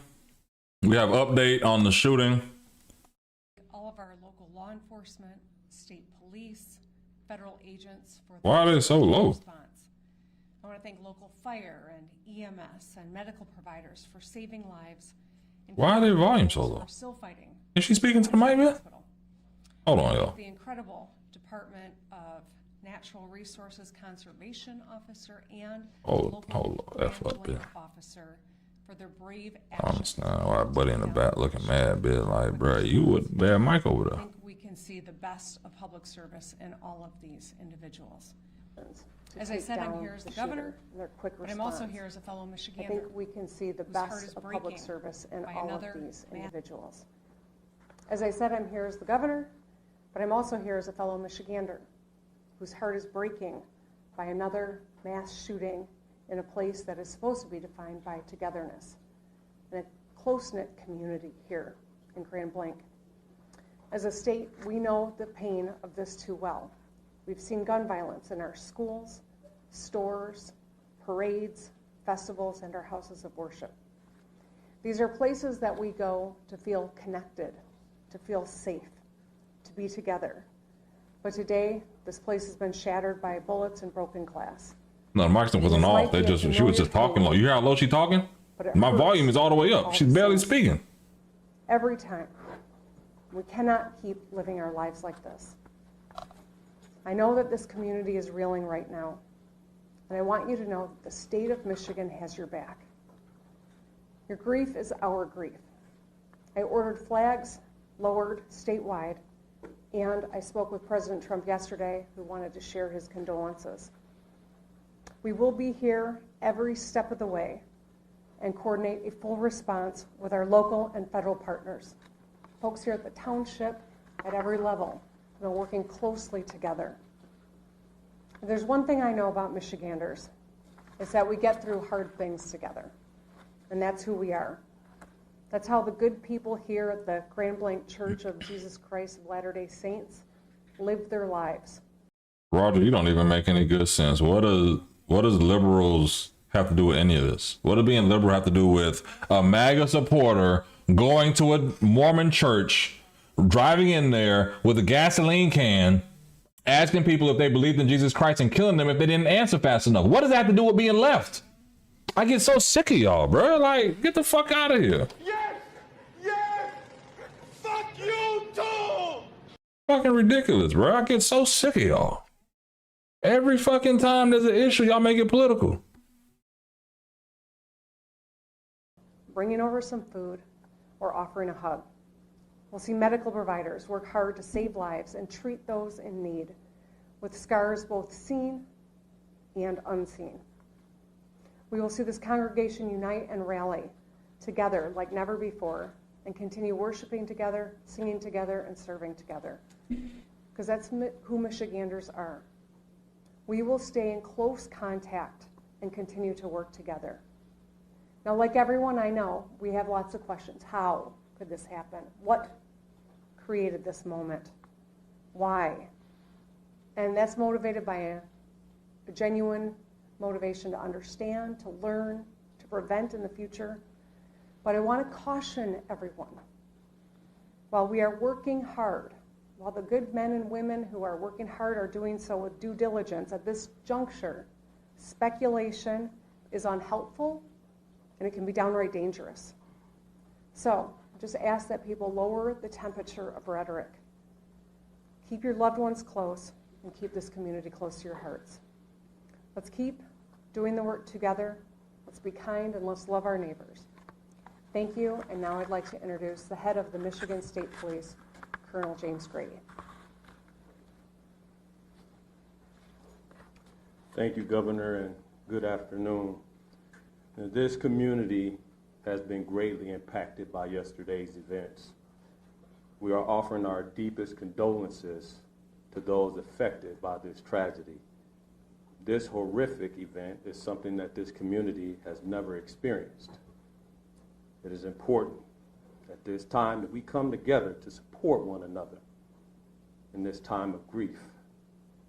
We stand ready and willing to assist both our local and federal partners with any additional needs as this investigation continues. The Michigan State Police immediately responded alongside our public safety partners to secure the scene, provide support to our neighbors, with our emergency support team serving search warrants, the bomb squad and K-9 team sweeping numerous locations for evidence and explosives. Additionally, our forensic science laboratories and our special investigations section continue to investigate the officer-involved shooting and work alongside our federal and local partners. I'd like to take a moment for everybody to remember that last year we put together an initiative called Stop a Plot. While we are committed to keeping our community safe, we also need your help. again, it takes everybody. 53% of mass attacks leave a trail of clues leading up to them. And 2/3 of mass attackers elicited behavior that caused concerns. So we are asking our communities to stay vigilant, and if you see something suspicious, please contact local law enforcement or 911 immediately. We will keep the family in our prayers here at MSP as they continue to cover and we work together. Thank you for your time. Next up, we will have from the AT. Thank you. We will have ATS Special Agent in Charge for Michigan, James Deere. Good afternoon. My name is Jim Deere with ATF. I'm the Special Agent in Charge for ATF Michigan. On behalf of the men and women of ATF, I offer my deepest sympathy and condolences to this community and to the families affected by this tragedy, this horrific act of violence. There is no place in our society for this. There's absolutely no place. But it's become all too... Sebastian, it's all over the internet, my brother. I'll show it next if you need to. This community is hurting, and we are here to help them heal. As part of that healing process, ATF has brought in their national response team. This is a cadre of world-renowned investigators for arson and explosive incidents. They have been used all over the world, and they come from places as far as California, Hawaii, and they're here in Michigan now. They arrived last night, they've briefed, they're examining the scene, and that is what they're doing at this point. From ATF's perspective, I would encourage the community not to travel by the church. Those roads have been blocked off and access is controlled. While that might be a little disheveling for folks, we need that scene security for our investigators as they... Real quick, I'm going to switch over to the House Judiciary Committee because they are discussing the incident that happened in North Carolina on the bus, and this looked like it was a heated exchange a little while ago. I'm going to yield the rest of my time to Representative Knott to utilize through the organized crime drug. Mental health crisis is astounding. Hold on. Here we go. Herb in Congress quotes statistics. Able to make bigger and better cases, and really they're able to focus their attention on specific problems such as violent crime. In my experience as a prosecutor, the most violent people I was ever able to prosecute were in fact a result of a task force model. And so I would echo that. I know the OCDF program has been dismantled. I would echo that bringing back programs such as that are in fact tremendously instrumental in our communities. Thank you. The gentleman yields, and the gentleman yields. And last but not least, we have the gentleman from South Carolina, Mr. Norman. You know, I've sat here for, what, 2.5 hours and heard members that serve in Congress quote statistics. Quote statistics. Crime statistics down in Charlotte. How does that help the victims that are up here? What if, Ms. King, if your daughter or your granddaughter or Congresswoman Ross and Adams used your time to quote how crime is down, what about calling your mayor out, Mayor Lyles, who failed to report the stabbing? Bring that picture up here. Who failed to report the stabbing. It happened in August 22nd. Where's your voice for that? Damn. Where's your voice for those, for the children who were, as my colleague mentioned, were led across the border to the tune of 20 million people by your president who opened the door. We finally had a president that stopped it. And you criticize Trump and quote statistics?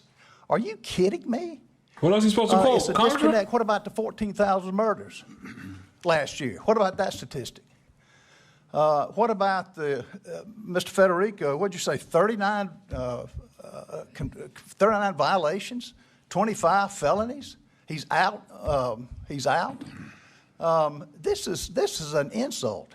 You could fill this entire room with victims all across Charlotte, and I'm from South Carolina, but you could take just a county and fill everybody here. And y'all using your voice as members of Congress? No, it's more than about money. What about cutting the pay of those judges who cut these criminals loose? What about them? What? Yeah, y'all put the handcuffs on the police, and you put the handcuffs on the police instead of on the victims. It blows my mind as I sit here and hear this. Handcuffs on the victims? Let me give you a visual. Ms. Federico, I see your daughter. Uh-oh, here they go. What about this? Mr. Chairman. What about this? Here they go. This is the moment before she... Mr. Chairman, it's my time. It's not her time. Oh, here they go. It's the gentleman's time. For this It's family. my time. It is the gentleman's time, and it is What his about right this? as a Here they member of go. Congress to No, I'm serious. testify. What about, where was her? Well, how about that statistic? Did it help her? Tell me, did it help her? No, it did not. It's a miscarriage of justice. And for members to sit up here and use their time, it's amazing that in America, what happens here, what happens to this young lady, what happened to your daughter and your granddaughter, that's like Mary. That's what happens in third world countries. What happened to Charlie Kirk? That's what happens in third world countries. Wait a minute now. And you got members of your Wait a party minute now. who are, many of which identified with the assassin. All I'm saying is this is not time for politics. This is not time for any race. It's not time of any party. It's about time of justice. And that's what I'm saying about the people in Michigan last night who had to sit there and deal with the fact that they decided to go to church. They decided to go to Jesus Christ, the Latter-day Saints church, the Mormon church. And then somebody drove in there with a gasoline can, put a gun to their head and said, "Do you love Jesus?" He said, "If you hesitated, they pulled the trigger and killed you." And we want to make shit political.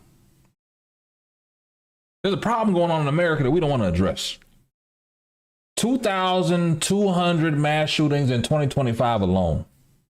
I'm not going outside, bitch. I'm in the house. Clearly, everything going on outside is crazy. You can't even go to church and praise your Lord without having to fear for your damn life. That is not the America that I want to be in. I'm sorry. I'm sorry. I love this country, but I want to be in. If we're going to be like that, if I can't go praise my Lord and take my family to church without having to fear for my life, without having to carry a gun, this is open carry in Florida right now. Why? Come on, man. What are we talking about? Can we fix this America? Is this what you voted for? Because I believe you should have your Second Amendment rights. Yes, you should be able to protect yourself. But I also feel that there's certain places I should be able to go and feel fine with my family, bro. It's sad. Let's get back to it. Oh, wait. Fucked up there. And like Mr. Federico said, until we stop putting people in prison, no amount of money, no amount of heartbreak and try to decide, is it mental illness? Is it whatever it is? I don't care what it was. They murdered right here. It's sick. And that's what we've got to correct. And that's what many of us up here will stop, or at least stop. And Ms. King, we had a perfect example of a statistic I doubt you ever would hear of. It's the former law enforcement from my home state came up here for a bowling alley. His wife got assaulted. He jumped up and stopped it, like the people failed to do with this lady. He shot at him. I mean, the criminal. He had the license tag and all. Guess what the police said? Can't prosecute him. We don't have enough evidence. He said, "I've got the license number." I mean, and so that statistic never showed up. The Charlotte police, for whatever reason, wouldn't report it. The bottom line is, until we start getting a lot harder and start these do-good policies have to go away. We got to start. The crime needs to be prosecuted, and judges that don't do it, they ought to be replaced. So call for cutting their salary. I yield back. The issue I have with that is, again, respectfully, are we going to do it for judges who don't support our position? Or are we doing it for judges that use the discretion of the law to give people out? right? To let's say, you know what, it's not that serious, I'm gonna let you out, right? It's a mental health condition, you don't have to go to prison. Now, I'm not sitting here justifying anything that happened to that Ukrainian lady in North Carolina. That was brutal, it was violent, it was unjustified. That motherfucker needs a death penalty, my opinion, right? Sit in jail the rest of your life, my opinion, right? And actually, I don't want my tax dollars going to feed you and clothe you and house you for the fucking violence that you put out in this community. I wouldn't care if it was a white woman, black woman, Asian woman. The shit ain't right. Right? So let's get that across the fucking board. So don't I want nobody to mix up shit and say, oh, you support. No. What I'm saying is the judge had a decision to make based on the laws that were basically there. Right? I don't believe this judge said, no, you know what? Hey, you have all these felonies, you have all this stuff. He probably looked at a mental health issue, but if there's nothing there to help fix that, it's a problem. Let me tell you something. Full face here. Hold on. I was working with a group out of Pennsylvania. First Match, right?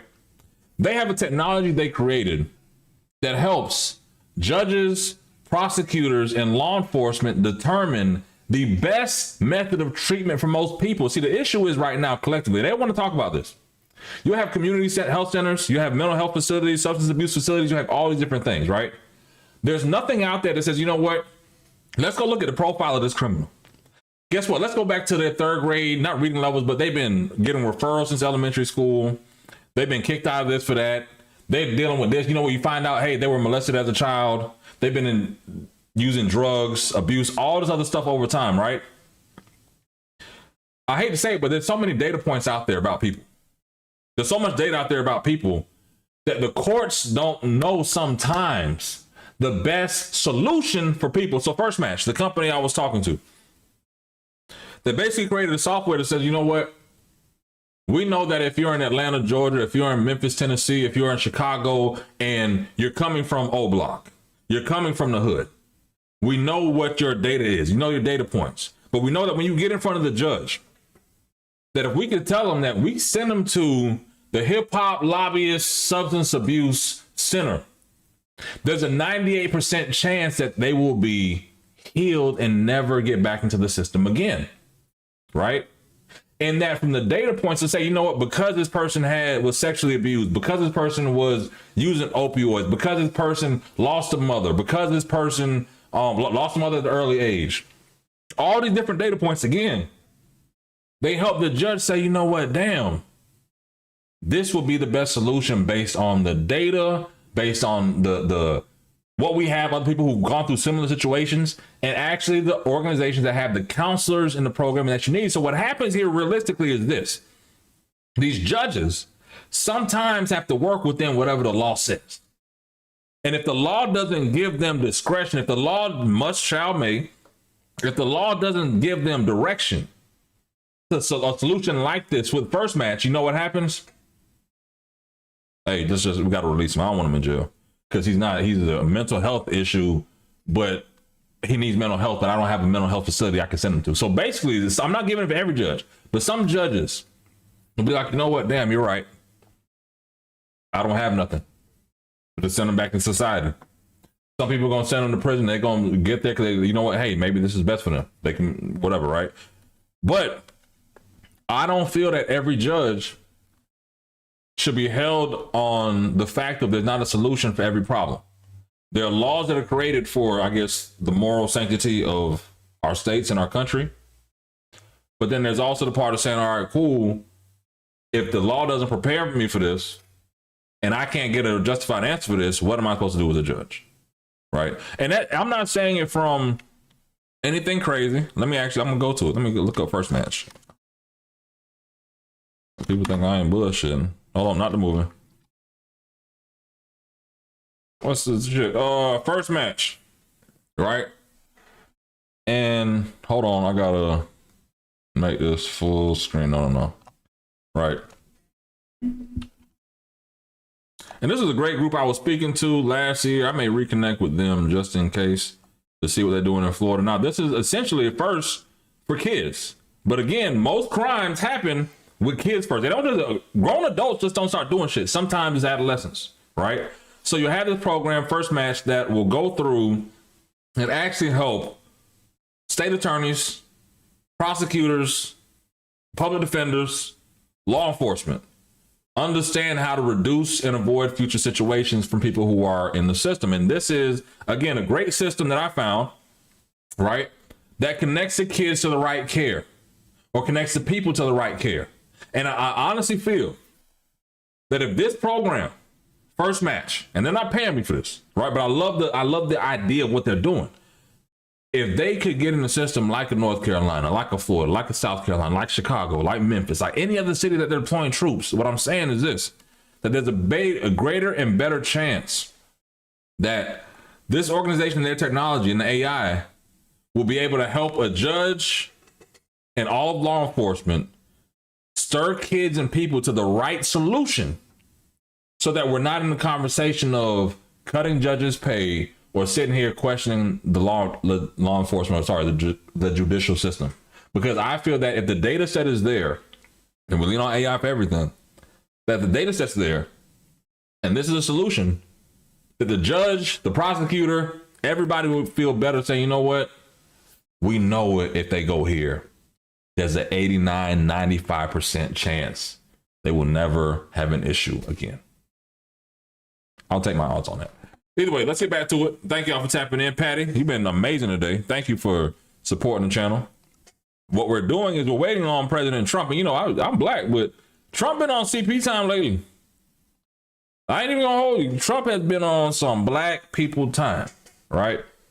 Black people time. 1:15 supposed to go live with Netanyahu next 30 minutes. What I'm going to do is try to see what else we got going on in the world. I know they're still giving a police update. I think they just wrapped up there in Michigan. Again, I just, that's so sad. That is, I don't know what to say. We got a couple minutes. Let me see what CNN has to say. I'm gonna pull this up. I gotta do some cleaning up of these windows, bruh. Is this the right window? Hold on. I'll drop. Thank y'all for your patience. Patience more than anything, because if I was a professional streamer, which I guess we'll be there eventually, we wouldn't be having any problems. I have a whole team and be yelling at people.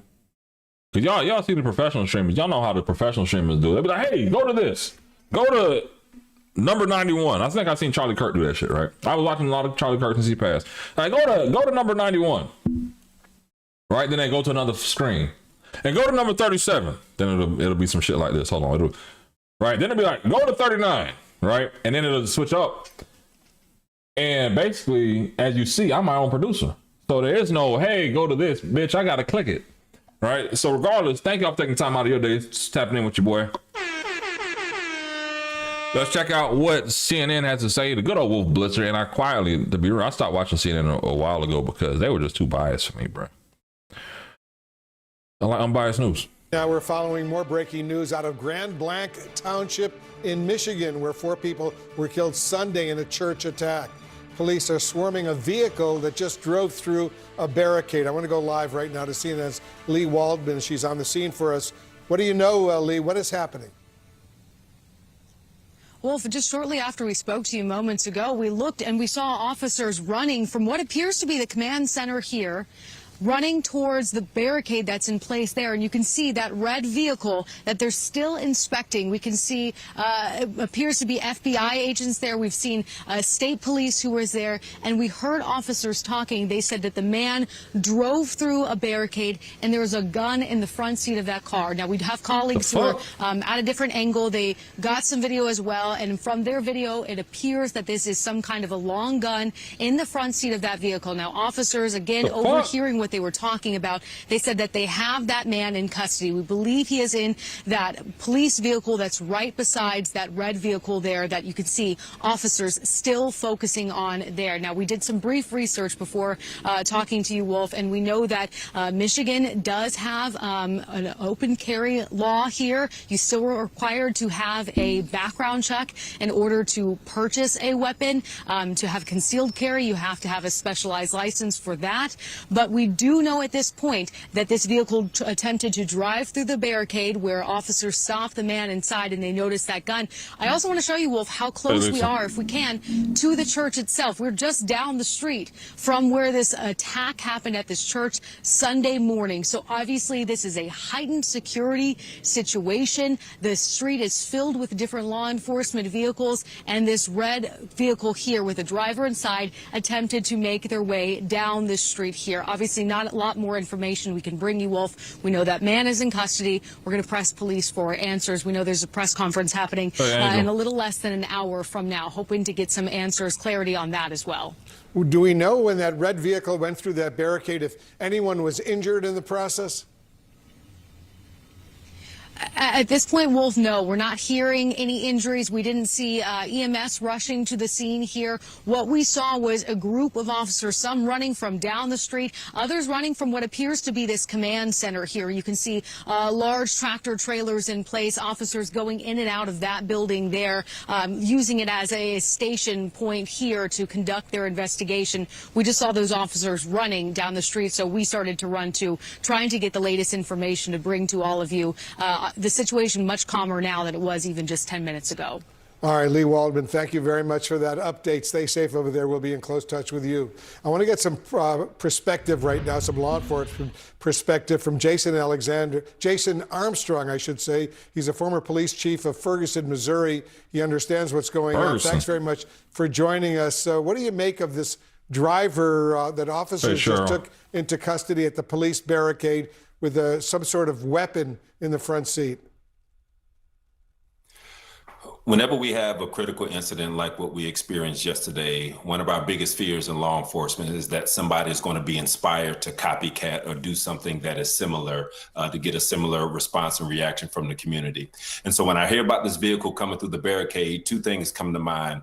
One, was it a barricade where all traffic was stopped from entering that area, or was it a controlled access point where they were allowing some individuals to come in that may live in the area or have a valid reason for needing to enter that area?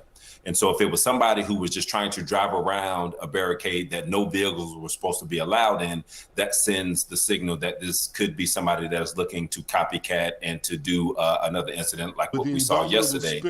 It also could be somebody who was in that area for a valid reason, but because law enforcement is going to be on such high alert, worried about a similar incident or a copycat, that if they saw that weapon inside the vehicle, that's going to trigger a very heavy response from law enforcement in that area. I know, Jason, you're not involved in this investigation, but what will federal and local authorities, for that matter, be focusing in on?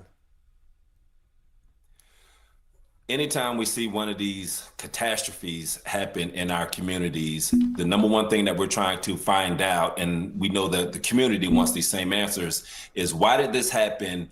And what did we know, if anything, before it happened that could have helped us or helped somebody prevent this from happening? And that's going to be the number one thing that they're going to try to find out. I know we haven't heard a real motive up to this point. They're going to be looking to see what the motive is and looking to see were there any points along the trajectory of this individual getting to what he carried out yesterday that we could have interceded and potentially prevented this from happening, because every community is on edge these days that they're going to be the next one. And as law enforcement, we're going to be doing everything in our power to prevent it. Certainly true. Earlier, just a little while ago, the White House actually called the deadly attack on this church in Michigan an act of evil, and also said this about the gunman. Listen. From what I understand, based on my conversations with the FBI director, all they know right now is this was an individual who hated people of the Mormon faith. And they are trying to understand more about this, how premeditated it was, how much planning went into it, whether he left a note. All of those questions have yet to be answered, but certainly will be answered by the FBI. When you hear that, Jason, it's honestly sad again. It's like, I love America. I love everything America stands for. Let's be there frank and clear first. I just don't support people going to praise their God, their spirituality moment to be with their family, and being attacked. I don't agree with political violence. I don't agree with religious violence, right? And we see it. And I'm not making this Palestine, Israel right now, even though the president will be on with Netanyahu shortly. Personally, I don't know enough, right? People go, oh, how could you not know enough? It's like, bruh, I lived in America. I could talk Florida politics. I could talk to you about Palm Beach. I could talk to you about anything that I am an expert in. I am not an expert in that topic. So I'm not comfortable speaking or having an opinion there. But if it's talking about genocide and innocent people and children dying, I don't support that. So I'll throw that out there. But I just hate the fact that we live in our world, country, wherever, where you just can't be black, white, and celebrate your religion without fearing for your life, bro. That doesn't make sense. It's not even about race. Excuse me. Let me take race out of it. Take politics out of it. I just don't. I want to praise my Lord without fearing for my life, man. What are some of the other questions you have right now that you would like to have answered? End of the day, bro. What contributed to this individual's hatred towards the Mormon faith? And what can we learn from this situation where we see, people take to social media and just some of the rhetoric that we see going on in the country right now, where we're living in a time where divisiveness seems to be people's automatic default, and the things that they're talking about, to see what we can do to strategize better as law enforcement, how we can help educate the public and the community of ways that they can help us try to combat some of these ills that we're seeing, because we know, the weapons are out in distribution. And so the weapons are out on the streets. If somebody wants to do something like this, typically they're going to have access and the means to be able to get their hands on a weapon to carry it out. And so it has to be a collective response, law enforcement and people in the community looking for ways that we can combat this. Yeah, that's needed. I'm gonna go to King Jeffries real quick. And y'all know I don't be supporting Hakeem Jeffries in his weak shit. To be honest, I think he's one of the weakest Democrat leaders they've had. And we've had Nancy Pelosi. I don't have no issue with Pelosi, just being real. But let's check him out. Trump's supposed to be on in 7-8 minutes. After maybe midway through this, I'm going to switch over to President Trump. But more than anything, I don't think I've done a lot of these today. I haven't even checked the stats today, but let me check something. Hold on again. I am my own producer. Thank you for taking the time out of your day on YouTube today, tapping in with your boy, Hip Hop Lobbyist, for the stream today. I really do appreciate you. Again, if it's the first time here, you haven't known, we were around 347 subscribers end of March, early April. And I said, you know what, let me start streaming around the time Cory Booker did his filibuster. From there, we picked up a couple hundred followers. Not even a couple hundred, we just passed 400, like 50 followers, right? And then from there, I just streamed a little bit more consistent, and we've grown over 6,000 subscribers in about 6 months. And I appreciate every single one of y'all who've taken the time out of your day, and love you too, Ann, to check in with your boy, stream with your boy, and just tap in. I really do appreciate every single one of y'all. And being over 6,000 subscribers is like, it's not 100,000 to 10,000, but it's 6,000 people, not bots. And I'm like, damn, I really do appreciate every single one of y'all taking time out of your day spending with your boy, man. Now, if you see in the chat, I guess each subscriber goal, I'm supposed to like add a new level, right? So the new level I'm having now is a Discord. If you would like to join the Lobbyist Lounge, the Hip Hop Lobbyist Lounge, where you can connect with me day to day. Hey, let's talk politics, let's talk sports, let's talk gaming, right? I am going to get into the EA being sold to Jared Kushner and them. So don't think that we're not going to get there as well. I'm a gamer as well, right? But to the main point, again, thank y'all for taking time out of your day, tapping in with your boy. I really do appreciate it. But we got a long way to go.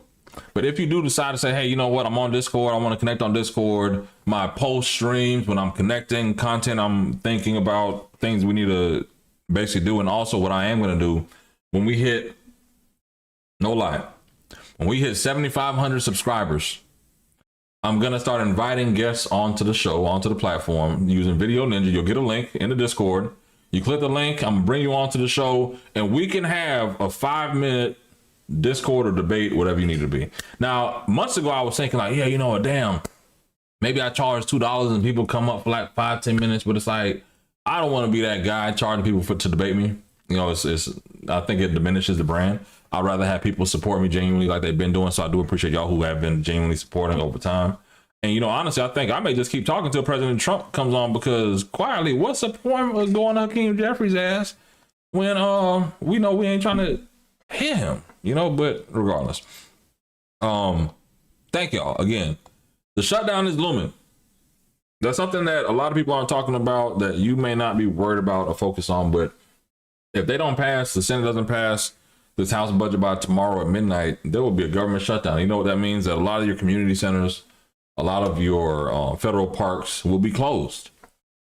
But let's see where we go. Let's actually, I'm a talker, but I'm not that long-winded of a talker, even though I do have a TED Talk. Make sure you check that out. Look up Philip Singleton, TEDx, Philip Singleton, my real name. And you can check that out. But yeah, again, Patty, yeah, thank you. When we hit 7,500 subscribers, if you're in the Discord, not only will you be able to share Q&A, questions and answers that we'll be answering on stream, and we're streaming to Discord as well, but also inviting people up to have a casual debated topic, right? And it can be about Trump, it can be about America, it can be about whatever the topic needs to be, but we're going to be respectful, because guess what? You're not going to let me be demonetized. You're not going to disrespect my community.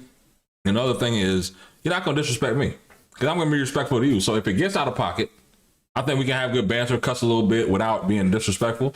But if it gets out of pocket, we're just going to let it go, right? And I'm saying it because realistically, here's the thing. I posted last week on Instagram, right?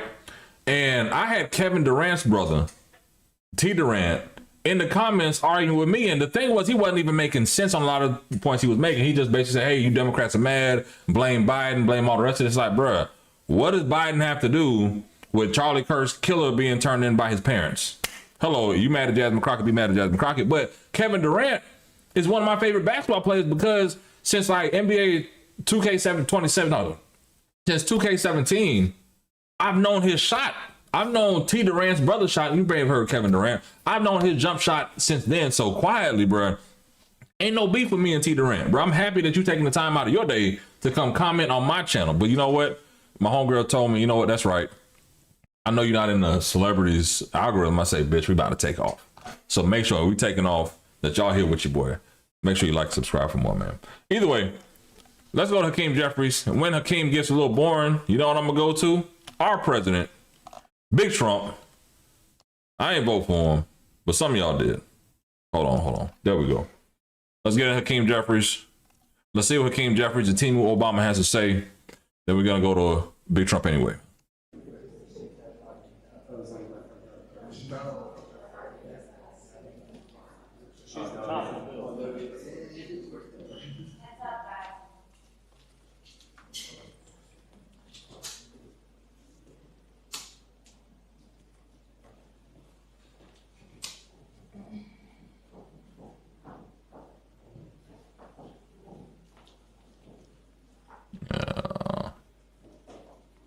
Morning, everyone. Morning.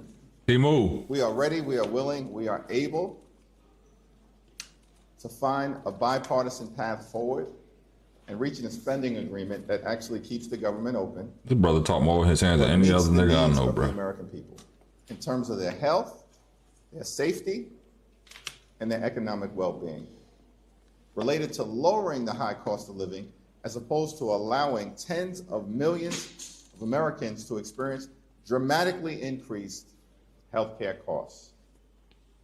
What we will not do is support a partisan Republican spending bill that continues to gut the healthcare of the American people. Over the last several months, Republicans have created a healthcare crisis in the United States of America. Largest cut to Medicaid in American history, triggering the possibility of a $536 billion cut to Medicare if Congress does not act, because of what happened with the one big ugly bill. There you go. Republicans have refused to extend the Affordable Care Act tax credits, and as a result of that, millions of working class Americans are going to experience skyrocketing premiums, copays, and deductibles at a time when America is already too expensive. Hospitals are closing. Nursing homes are closing. Community-based health centers are closing. because of what Republicans have done. I don't care what anybody says. Hakeem Jeffries is not the leader Democrats need. I hate to say the brother's weak. I just don't see him as a leader. It could be the Napoleon syndrome, because the brother doesn't look like he's over 5'11". But at the same time, he talks too much with his hands. He don't really be saying shit. And honestly, he may be the worst leader the Democrats have had in my, at least, lifetime. I just can't stand the brother. To be honest, I think he's aggravating. I don't get it. In that one big... I don't see how people vote for this brother. The Centers for Disease Control are under attack in the appropriation bill that Republicans have put forth in this month. The National Institute of Health under attack because of what Republicans have done in their appropriations bill this month. And they're limiting the ability of children and families to get vaccines. This is a 5-alarm fire in terms of the Republican-caused healthcare crisis. And that's why Democrats are determined to turn things around. Not a damn thing. They ain't determined to do shit. If the White House today, you get some assurances that they're willing to... You know what the Democrats are doing this week? Let me tell you what the black Democrats are doing this week. Hakeem Jeffries, weren't you partying at the CBC Congressional Black Caucus this week? Talking about the government shutdown. You're like, listen, you aren't as serious as you portray, my brother. Because I'm quite sure there was Ben Crump on stage replies. There was at least 10 activists, 10 members of Congress out there just having a good ass time this week. So you're not worried about the American people and the bullshit. So stop the bullshit, please. That's all I'm trying to say, is just stop the bullshit. At the end of the day, all the black politicians are good for. And I've heard this from colleagues on the Republican side that said only thing black politicians are good for is sucking dick, eating pussy, and partying. Can you believe that? Now you tell me, the first two can be off, but you tell me, is that last one true? Is the last one true that black politicians party more than the purpose of the policy? I'm not asking. That's just what I heard. That's just what I heard. That's what the people say. I'm waiting on Trump, honestly. Like, I don't even want to listen to Timur Obama. I'm waiting on Big Trump to get in. And we got something popping. You feel me?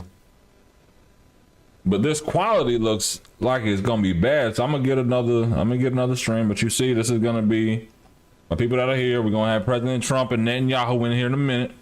You feel me? Big Yahoo and Big Trump there. But let me make sure I can get a better looking signal for my people. You feel me? But I'm gonna finish up Hakeem, and we're gonna get back to Trump.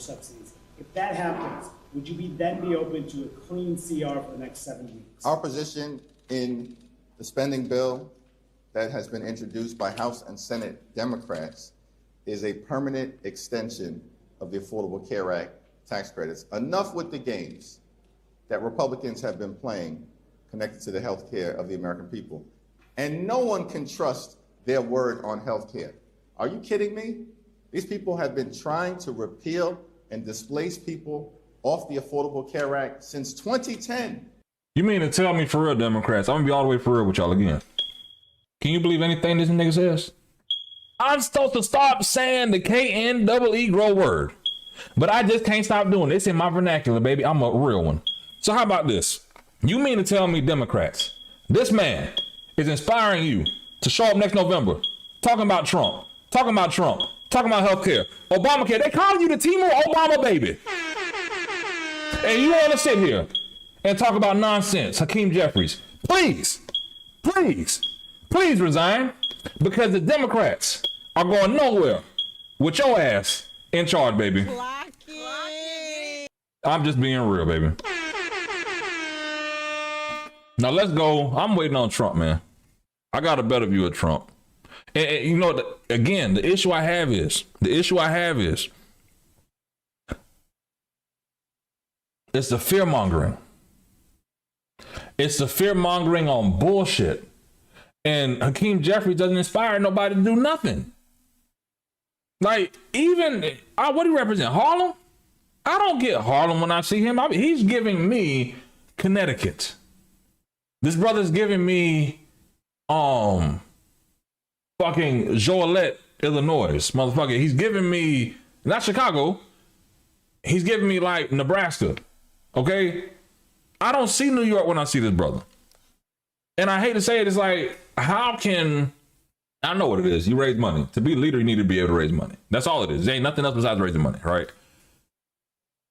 I don't care about your money. Lame is lame, bruh. Lame, money does not change lame. And Hakeem Jeffries is the definition of money does not change lame.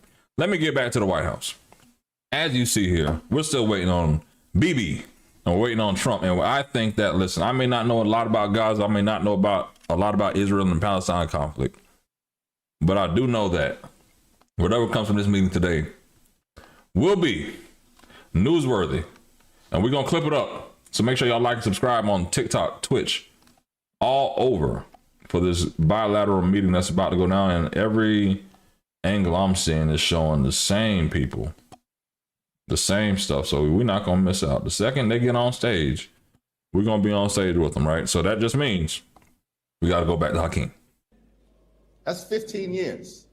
And on behalf of the American people, we're supposed to simply take their word that they're willing to negotiate. The American people know that would be an unreasonable thing for us to do. Why not negotiate? What about thank you. Good morning. Well, I don't drop my knees to the white man. What the fuck? Is in a position and in a mood to negotiate. He canceled the meeting last week. Do you also anticipate that this could be one of these, yelling matches that we've seen in the White House Oval Office before, and you walk out and everybody looks worse after the meeting? We've made clear that we are willing to find a bipartisan path forward on a spending bill negotiated by Democrats and Republicans. But it has to meet the needs of the American people. We're not going to simply go along to get along with a Republican bill that continues to gut the health care of everyday Americans who are already living with this Trump economy where costs aren't going down, but they're going up. Inflation is going up. Donald Trump and Republicans promised to lower the high cost of living on day one. They did. That hasn't happened. Do you think he's ready? And now we're on the brink of tens of millions of Americans literally experiencing premiums that are going to increase by thousands of dollars a year. This is going to cause people to fall into medical bankruptcy.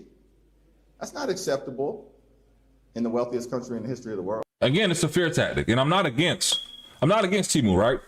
What I'm saying is, what are the numbers collectively, right? If you tell people that their insurance premium is going to go up, if you tell people all this stuff, where are you saying if you're currently paying $4,000 a year for insurance, low ball number, this is going to increase your cost to $6,000 a year. You're not saying that. And because you're not saying something specific, because you're not putting a number on it, that people can say, you know what? I'm not paying $4,000. I'm paying $10,000. Shit. If I'm paying $10,000, if that's $2,000, that means that I'm going to probably see a $15,000 increase. You don't know how people's minds work, right? That's what needs to be understood. Is that, you know what? We have an issue that you're going to feel, but you need to be able to tell the people how much it's going to hurt them. It's simple. Am I tripping, chat? Tell them how much it's gonna hurt them. Listen, it happens in relationships. Like I've been faithful. I've been a faithful husband, right? Anybody out here ever saying some shit about me, like, oh, this nigga that, talk about, like, bitch, get out of here, right? Check 1 2, check 1 2. Oh, we got to check 1 2, check 1 2. Check 1 2. Hey. Audio check 1 2. Hold on, we got audio check 1 2. Hold on. Check 1 2, check 1 2. I just realized one of my strings is slower than the next. 6 7 8 9 10. Give me more in the room. Check 1 2. Hey. Check audio check 1 2. We about to get it started, right? 7 8 9 10. Last audio check for press. Check 1 2, check 1 2. Check. All right. I'm gonna mute that for a second while they're checking the mics. But they're throwing me off quiet. I'll just check in the back, Bill. I got double audio. That's why. Let me cut that one. There we go. So, hold on, y'all. I'm trying to get it together. But again, it's the fear tactics, bro. I hate the fear tactics that Democrats use that don't give solutions, because you're telling people that premium is about to go up. You're not telling them how much. You're telling people that all these negative things about to happen, but you're not showing impact, right? And it's frustrating. It's overall frustrating. I see we lost a lot of people today. That's all right. I bet the people are going to come back when Trump get here. I just feel it. And normally how it happens.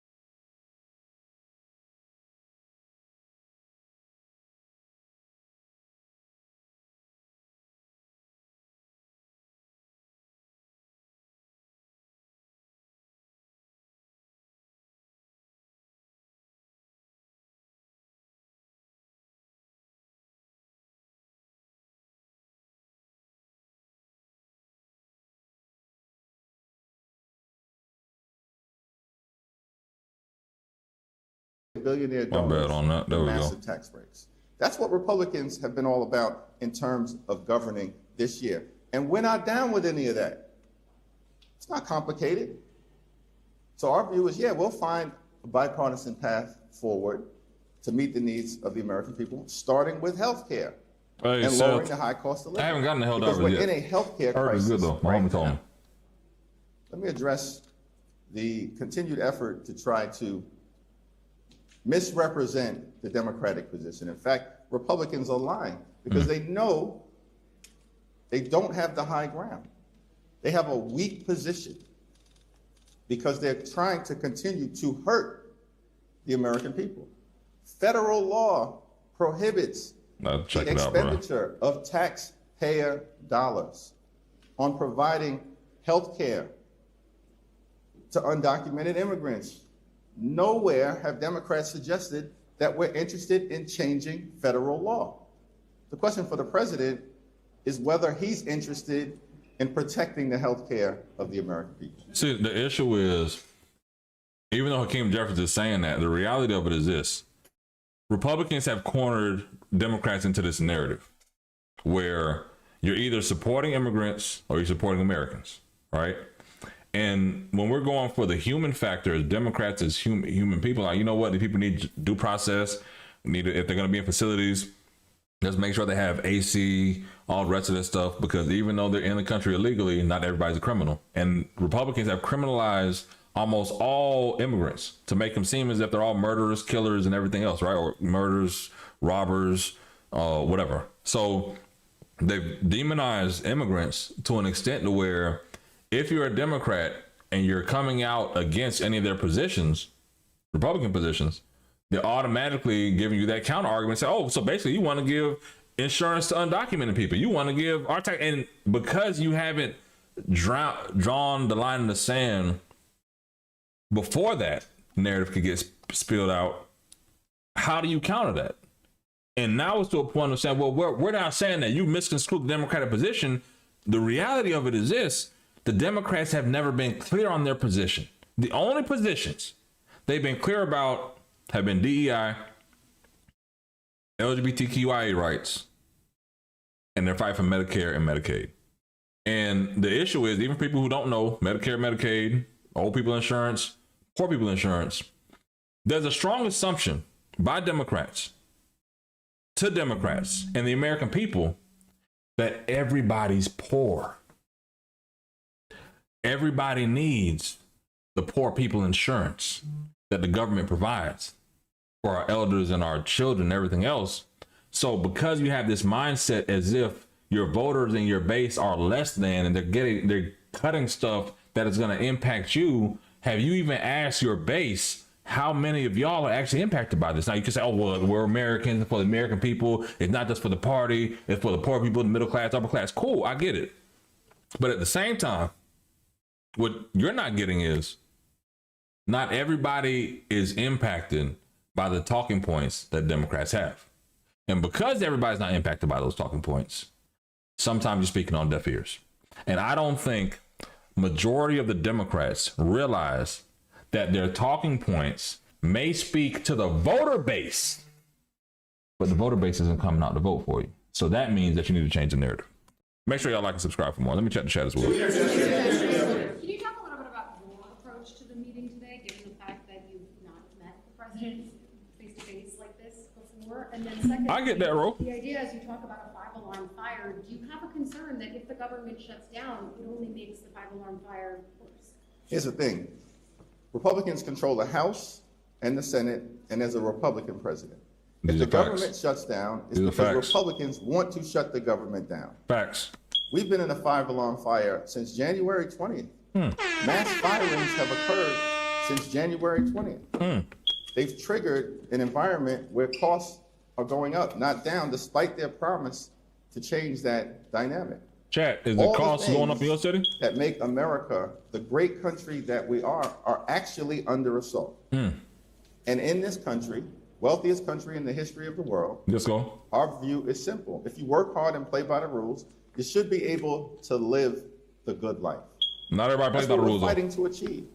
Good paying jobs, good housing, good health care, good education for your children, and a good retirement. And for millions of Americans, they're doing the first two things.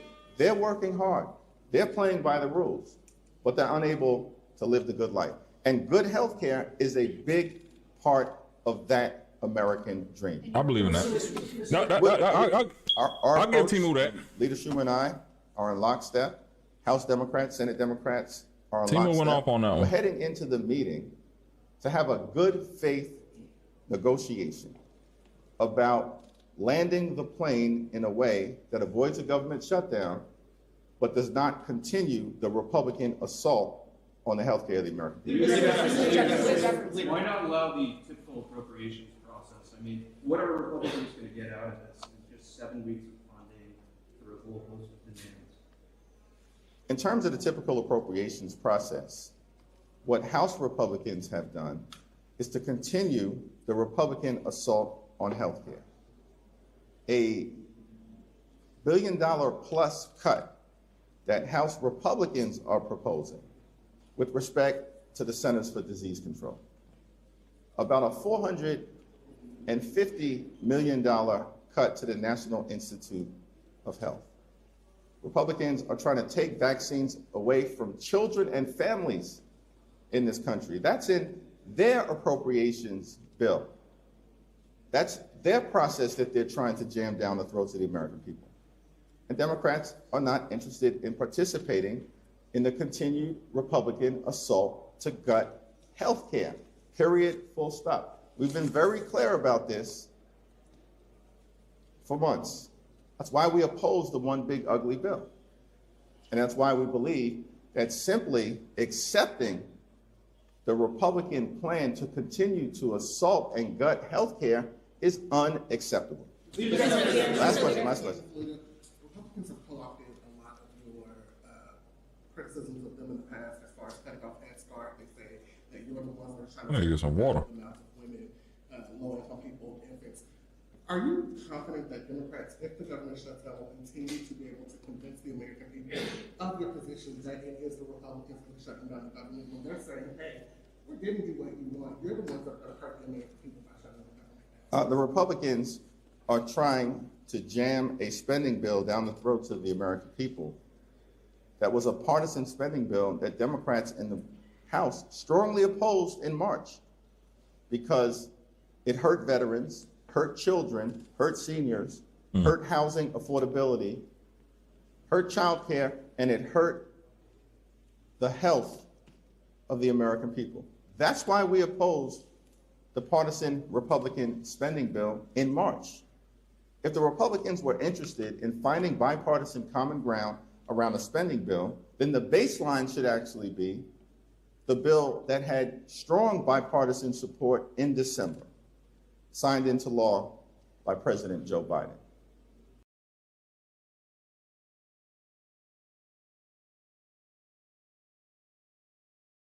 Get the fuck out of here, bro.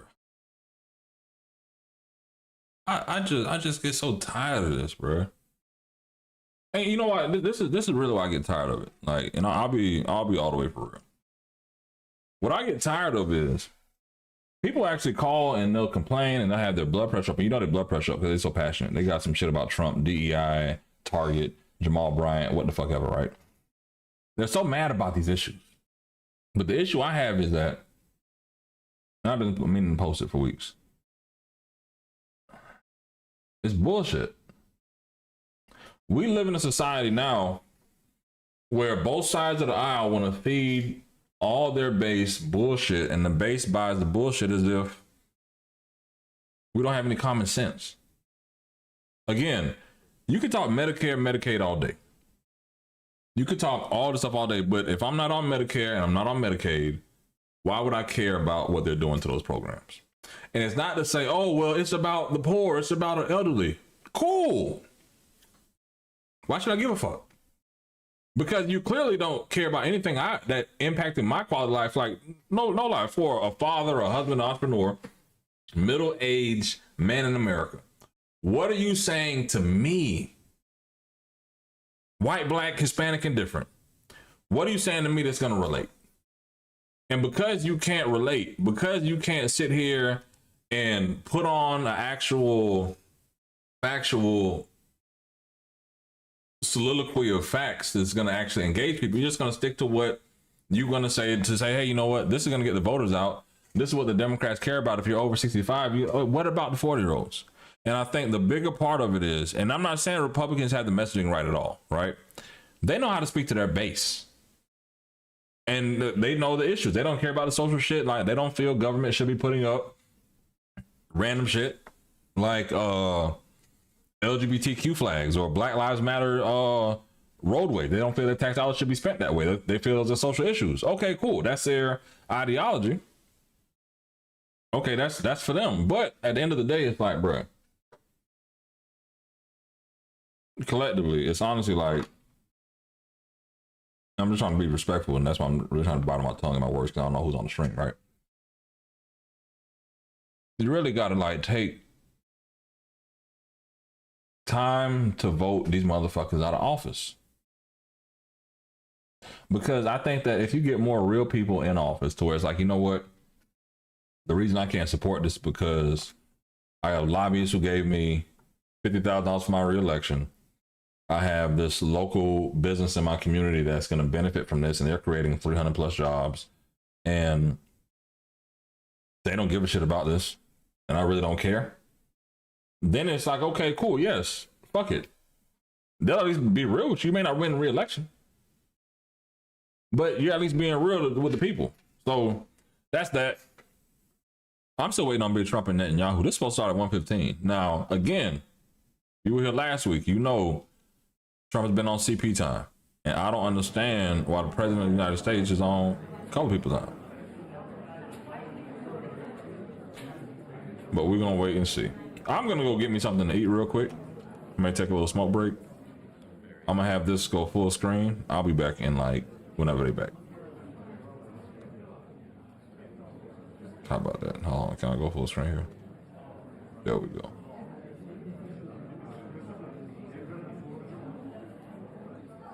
Let me go get something to eat, y'all. I'll be back. I'll be watching on the phone, though.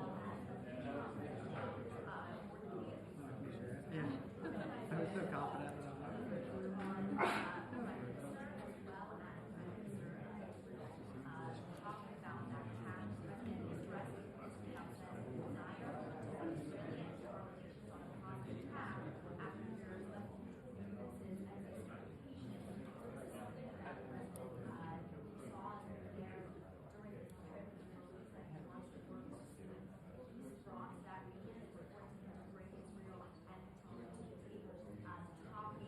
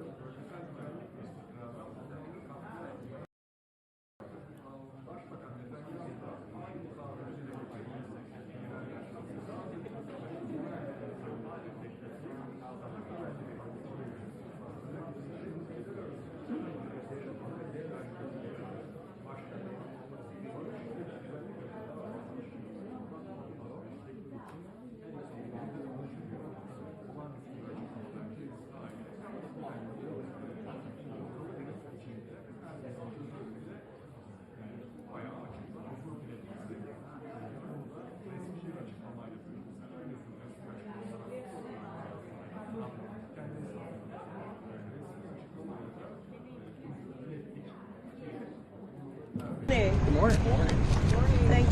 Thank you for joining us.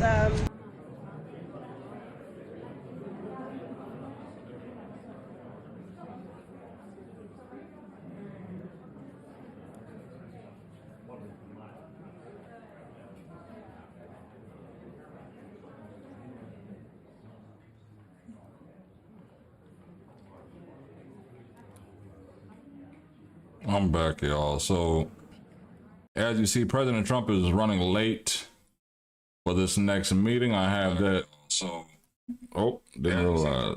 President Trump running late from the next meeting. I'm going to go to a press conference that Congresswoman Ayanna Pressley held today regarding federal layoffs and anti-DEI policies and the impact it is having on black women. Now, as you know, there's been a surge of AI. There's also been a surge of people losing jobs, not only federal workers, but also private sector workers as well. So let's jump into this press conference while we wait for the president. I'll pause this when the president and Israel Prime Minister Benjamin Netanyahu get on stage.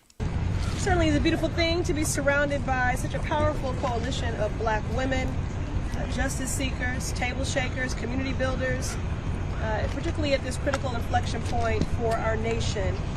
Each one of us standing before you today represents generations of black women who came before us, who gave us life, spoke life into us, encouraged us, sacrificed for us, and we are here today to continue sounding the alarm about a crisis that is both economic and moral. The shameful push out of black women from the workforce and the dangerous consequences for this nation, for black women, for black families, and for black futures. The numbers don't lie, and the numbers are damning. The latest job report shows that black women's unemployment rate has jumped to 6.7%, when overall unemployment is at 4.3%. Since February, nearly 320,000 black women have left the workforce. This is not a coincidence. Not at all. This is the direct result of Donald Trump's mass federal firing frenzy and his relentless racist attacks on diversity, equity, and inclusion. Let's be clear. Black women are not just workers or numbers on a spreadsheet. We are the backbones of our families, our communities, and this country. Nearly 70% of black women are the primary breadwinners in their households, providing for children, parents, and elders. When we lose work, it reverberates far beyond our own families. Economists estimate, in fact, that just 2% of black women being fired this year has cost our economy $37 billion in GDP spending. This is not just a crisis for black women. This is a glaring red flag for the entire economy. It is a bellwether of what is to come if we continue down this path. And it is damning evidence of Donald Trump's fiscally irresponsible and chaotic economic policies. His mass firings have gutted agencies where black women make up much of the workforce. USAID, doing the work of combating disease, malnutrition, hunger. The Consumer Financial Protection Bureau, seeking justice for perhaps an elder in your family who's been a victim of a predatory product. Housing and urban development, enforcing fair housing laws, administering affordable housing grants. Health and Human Services, doing that essential work. Department of Education, processing your FAFSA applications. So the gutting of these agencies and the push out of black women from this workforce, and that we've represented 12% of the federal workforce, is undermining the very institutions that deliver essential services to people in need. And now, Trump is attempting an unlawful power grab by trying to fire Federal Reserve Governor Lisa Cook, the first black woman to ever sit on the Federal Reserve Board. Her very presence is a reminder of the brilliance and expertise that black women bring to shaping our economy, from the federal government to the C-suite and everywhere in between. His attacks on Governor Cook are racist, sexist, and unconstitutional, inconsistent. He is obsessed with black women. And I'm glad the courts have stepped in to block this baseless firing. They must uphold the law, and the independence of the Fed must be protected. Earlier this month, I wrote to Chairman Powell calling on the Federal Reserve to do its job and take immediate action to uphold its statutory mandate of maximum employment for all. And that includes addressing the skyrocketing unemployment rate among black women. And we are not asking, we are demanding. We demand that the Federal Reserve uphold its statutory mandate of maximum employment. We demand that the Trump administration stop its precise, coordinated attacks on black women workers. And we demand that Donald Trump end his reckless, racist, and irresponsible economic policies that are hurting all of us. But really, our demand is simple. For black women, for black families, for black futures, Chairman Powell, do your job. This man ran on economics, Donald Trump, so they say. We'll do right by hard-working American families then. Trump wants to keep his knee on the neck of our economy and rob black families of our dignity, our livelihood, and our futures, but not on our watch. I'll close with this. Black women have always been essential to the American economy, from Sadie Alexander, the first black woman to earn a PhD in economics, to Greta Scott King's fight for a federal job guarantee, to Lisa Cook, shaping monetary policy today. We have truly been the canary in the coal mine on this issue and so many others, because when black women are working, when black women are innovating, when black women are thriving, our entire economy and country benefit. So we will not be silent, and we will certainly not be sidelined. And we will not allow the occupant of the White House's anti-black, anti-woman agenda to erase us from the paid workforce. Black women, black families, black futures, our nation depends on it. And with that, I will hear from my movement sister, the architect of so much good in the fight for justice and a brilliant strategist in her own right, Tamika Mallory of Until Freedom. Let's go, man. Good morning, and thank you so much, Congresswoman Presley. My name is Tamika D. Mallory, and I am co-founder of Until Freedom, a social justice organization. When black women are unsafe, the entire community is unsafe. When black women are left behind, the whole nation falls behind. The Congresswoman laid out the data that this crisis is causing our communities. But these are not just random statistics. The data supports a direct attack on black families, our stability, and our future. We know it is intentional, and we are very clear about who is behind the intent. I came today with a very simple message. What people do not understand is that what is meant for evil against us will not only harm our communities, it will destroy America itself. Because when black women lose work, our children lose resources, our communities lose anchors, and America loses progress. We said from the beginning that the assault on diversity, equity, and inclusion was never neutral. It was always going to land on the backs of black women. No matter how much data is provided, our value is being disrespected.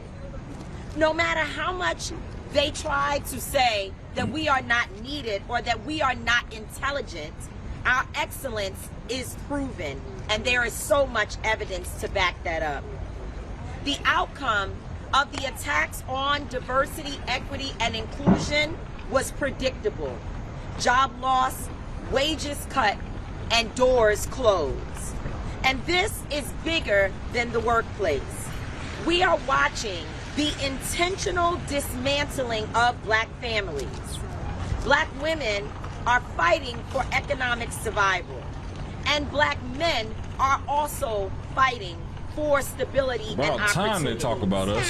Together, they don't never talk about black men. Come on now. And yet we know only together we will rise.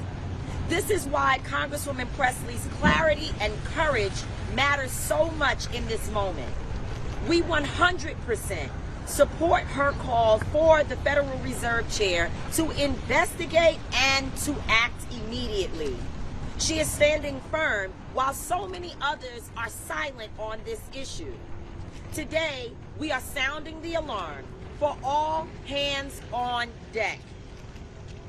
We will not be silent, because every time you try to push us down, you push down your own future. Every time you try to erase us, you erase the very progress that has kept this country alive. What you mean for evil against black folks will not only fail, it will boomerang to destroy the foundation of this country. America should take heed, because black women have been warning you that racism has always been the cancer that kills the whole body if he or she does not get the treatment it needs. Seth, I get exactly what you're saying. And that's why I'm saying, like, listen, I would love to have that conversation, because I don't believe that, I'm not saying we're speaking out of both sides of our neck here as a culture and community. But in one vein, we're saying, yes, black communities are impacted by DEI. But earlier we were saying, like, listen, it wasn't even us being impacted. It was going to veterans, handicapped individuals, women, Caucasian women. It wasn't, and now all of a sudden we're the biggest one impacted, because I feel it's more of an integration of AI on top of DEI, anti-DEI. But we're not focusing on the AI part of the conversation. And that's why I think we kind of get it mixed up, right? Because AI is taking a lot of jobs. Even Open Door, a company that was 50 cents in the stock, in June, July, that's currently a meme stock or whatever, right? Even for their retail aspect of what they're doing, they're telling their people not to go to Google Docs and Google Sheets. They want their people going to AI for answers to help build that data set, to eventually saying, you know what, as the CEO said, we have 1,400 people. We think we can do it with maybe 90, maybe a couple hundred. Could be, my numbers could be off there, right? But regardless, there's a conversation of AI taking jobs on top of the anti-DEI, on top of we're in like a grid, I guess, like early 2000s. It's like, you know, people are finally creating new jobs, kind of like the pandemic, right? People were like, you know what, I can't go to work. My hourly job shut down. I'm gonna take my candle business, or I was repairing Xbox controllers, and all of a sudden I took my Xbox controller and I made a business of it. And now I'm a multimillionaire, right? Not me, somebody. That's the innovation it caused, and I think AI has helped that, but it's also hurt that, and that's a part of the narrative as well. But I would love to have that conversation, Seth, because it's AI on top of the DEI, anti-DEI. That's really, I feel, impacting the job numbers that we have right now. But my 2 cents. Let me track that and get back to this. Let me check Trump. We will now hear from our strategist and organizer extraordinaire, Brittany Hacknett Cunningham. Thank you so much to our sisters for gathering here today, and to Congresswoman Presley for sounding the alarm. To quote our sister Tamika Mallory's mission critical book, we are indeed in a state of emergency. Talk to him. Black women are in a state of emergency. Talk to him. With upwards of 60% of black women being sole or primary providers, we are in a state of emergency. And when we are in a state of emergency, America's what? So are black children, black families, black futures. Let's go. So are the nonprofit organizations to whom we charitably give. So are the churches that we uphold with our tithes and offerings. That's right. So are the local businesses that are the backbone of the American economy that we keep running through our patronage. And with nearly $1.7 trillion in consumer power, black women are essential to powering the economy across the board. When black women don't work, this country doesn't work. We are in a state of emergency, and when black women are in a state of emergency, so are you. Proportionally, black women have the most degrees. And yet we have taken this talent not simply to serve ourselves, but to serve this broader nation. We've taken this talent to private industry and driven record profits. Let's go. We've taken this talent to government work and powered efficiency in public service. With the tax on federal workers, diversity, equity, and inclusiveness, not only will black women suffer, the entire country will. Let's be clear, the entirety of the Democratic project has been built on the backs of black women. And now, this country threatens to leave its most essential architects left out in the cold, sick, hungry, and without care. A point sharpened, of course, by the looming potential government shutdown. So we're thankful once again to Congresswoman Presley, not just for assembling us today, but for setting a deadline for a plan. Not concepts of a plan, but a plan, a real plan to ensure maximum employment. The Fed must meet this moment and fulfill their mandated obligation for that maximum employment. Next Tuesday, September 30th, while Congress wrestles with a potential shutdown, the people will be awaiting Chair Powell's plan to ensure black women are no longer shut out. Thank you so much. And now we will hear. And I didn't even know this was from last week. That's crazy.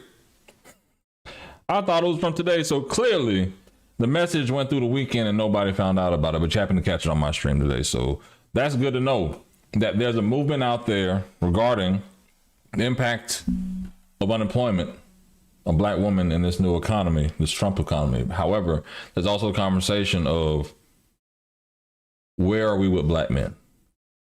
Because I think that the conversation that you have to realize is respectfully, right? We have this post Charlie Kirk, current Nick Fuentes narrative on black people and crime. And we know that black men are the one that they focus on, right? They're not a lot of times focused on black women, even though we're focused on jobs today. But it gets to a fact of, if they want to criminalize and demonize black men, what is the plan for us? What's the plan for black men? Because honestly, when I look at Timu Obama, Hakeem Jeffries, I don't see a plan for us. When I look at Cory Booker, I met him on the side. He called and talked to my mom and said, hey, he made a video for my mom. Hey, whatever. Your son's doing great. I don't think he speaks for me. Still, at the end of the day, I just want a plan for black men. And I don't hear a lot of politicians talking about a real plan for black men because I don't think they really had the answers. Respectfully, right? But to me, as much as I love black women, I really would love for them collectively not just to lump the family in, because again, the narrative is that black men are in the home. We're not raising our kids. We're not doing all this other stuff. And even for people who have trauma where you may have grown up with a single mother, but you never committed a crime. You've never been in jail. You're college educated. You're in a profession. And you're in an aspect of saying, you know what? The culture that's out there and the narrative out there will still demonize this book by its cover. But I need to be able to not only represent me and represent my family, but break that narrative that's out there. So what's the plan for black men? And this is for anybody in the chat, anybody who clips this and takes it. Like, honestly, what's the plan for black men? Because I hear it, but I don't see it. Because when I'm in that Capitol building, Florida legislature, I don't see a lot of us. And even the ones that are there, they're focused on what they need to feed their families. But what's the plan for us collectively as a culture? And I think that's a question that needs to be answered, not even by black women. I think black men collectively, we need to be able to answer that question. And it can't just be from the pastors. It can't just be the entertainers. Because honestly, I think after the David situation, after the Young Thug situation, out of a lot of these situations, we've looked at our entertainers and say, you know what, damn, Bill Cosby, shit. You're not a role model for me. Collectively, right? There has to be a collective of black men who are invested in the future of black men in America. And I'm not talking about the split foundation of black American descendant of slaves, you're African, but you're from Nigeria or Ghana or South Africa, but you're not, you know, a descendant of slavery. So you're not, no. I mean, collectively, when they see us, they don't see none of that. So what's the plan for us? And I think it can't just be blame the government, vote, put the Democrat in. Blame the government, vote, put the Democrat in. Oh, maybe I vote Republican one time, don't vote for Kamala. It can't just be that. It has to be, okay, cool. What are we doing about prostate cancer? Why are men scared to go to the doctors? What are we doing about building generational wealth without resorting to the fact of slavery and oppression? This is a whole nother generation. I think collectively today, as a black man, you have a decision to say, am I going to step out and leave my family? Am I going to step out on my wife and my family? Am I going to raise a family? Am I going to be sitting around here raising 10 kids and not be a part of their life? Am I going to leave anything? You have an option. So for those options, what's the plan? That's all I really want to understand. What's the plan for black men? I could be off my own world, but that's my own thing. All right. How many people we got here with? Only 65 with us? I think that's what they got for us black. Man, that's crazy. And life is so beautiful. Life is so beautiful. Like, life is more than we want to make it, but I think there has to be a fact of, to most black men, like, hey, they care, right? There was, after I did my TED Talk, there was a group called the Mankind Project, and it was one of those things where it was a group of men getting together, and it was more encouraging. Like, hey, what are you going through? And what else? And what else? And one exercise is like, hey, yeah, what are you going through? You'll talk about like, hey, learning how to be a dad, mom, and what else? And what, it's a new transition, and what else? And what else? And what else? And it gets to a point of saying, you're unveiling so much because nobody's really asking, one, to give a solution, or two, to even hear what you have to say, right? And I think that when you get to a chance to be around men, focused, single, whatever, it's like you're able to say, okay, cool, I can build off this inspiration. Somebody cares. Like even seeing the Steve Harvey clip, I may show it, where he was like, when his dad passed, it was somebody like nobody else told him he would be proud of him type thing. It's like, you know what? It wasn't until I had a kid to say, you know what, damn, I want my son to be better than anything that I'm able to lay a foundation on, right? 10 times better. So I have an option of leaving him and having him be the black American dad story, like, hey, you go find your way. I want you to be better than me, so, but do it your own damn way, right? Because I found my way.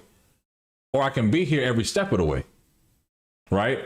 And I think being there every step of the way is part of the black man plan to say, listen, bro, why do you want to run? It's a generational curse. You can break these things.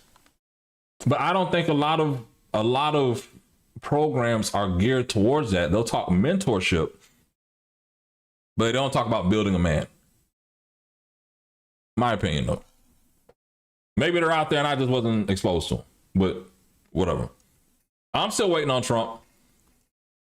Like, listen, I'm going to show you. Like, listen, this meeting was supposed to start at 1:15. They've had dignitaries walk in. I watched it from the side. Nothing. People standing there looking at the flag. So that's why I've been talking and saying my two piece on that. But yeah, we're all still waiting on Trump. Thank you, Turtle. Make sure y'all like and subscribe, man.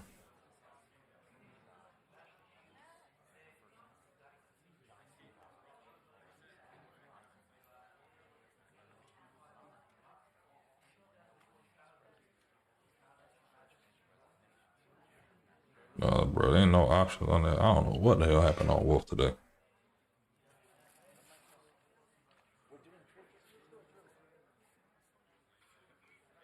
They fucked me over.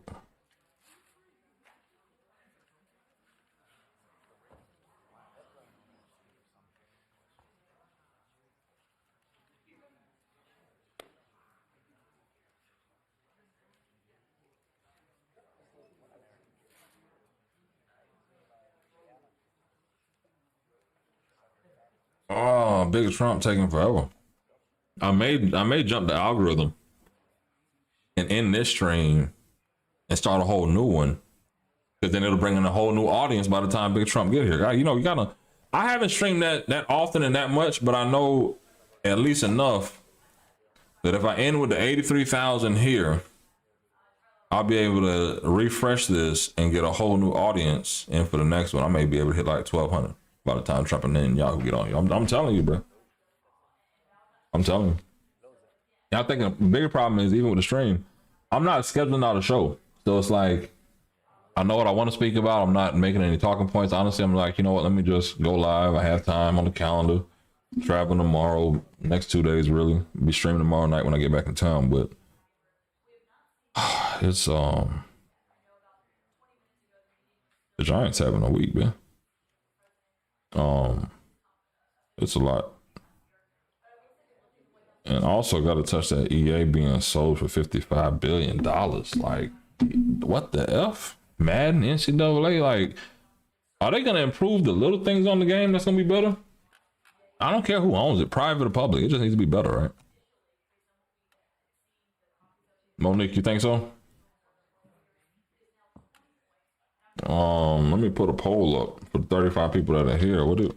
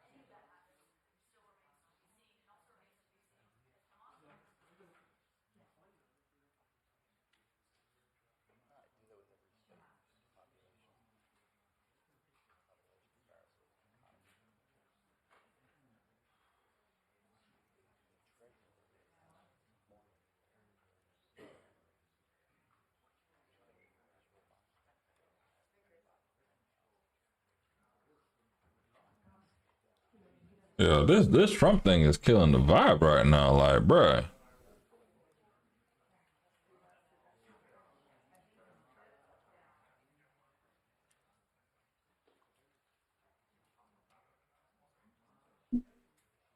All right, the White House went live too, man. The White House went live, but they're not live. Imagine that.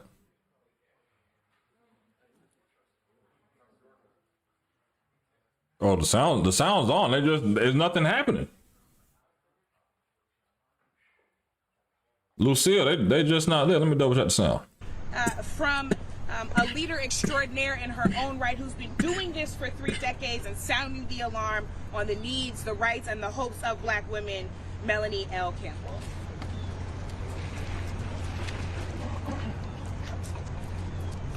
Say it with me. Black women. Black women. Black families. Black families. Black futures. Black futures. Thank you, Congresswoman Presley, for your leadership, your sisterhood, yes, right? And being the leader that you are. It has been mentioned that over 319,000 Black women have lost their jobs. Their ability to financially support their families and communities this year. And one thing about this number that troubles us is the truth of the matter is, had this been 300,000 white women who had lost their jobs at a higher rate than anybody else, it would be on the news 24/7. What is Chairman Powell going to do about this problem? 69% of Black women, as you've heard, are the primary breadwinners in our household. We are the foundation supporting not just nuclear families, but extended families across generations. When we are pushed out of the workforce through mass layoffs and systemic attacks on diversity, equity, inclusion, and accessibility programs, the ripple effects devastate us all. Black women's unemployment has spiked to almost 7%, while the national average hits at 4.3%. And these aren't just numbers, these are lives. That's right. That's right. Still waiting on Big Trump.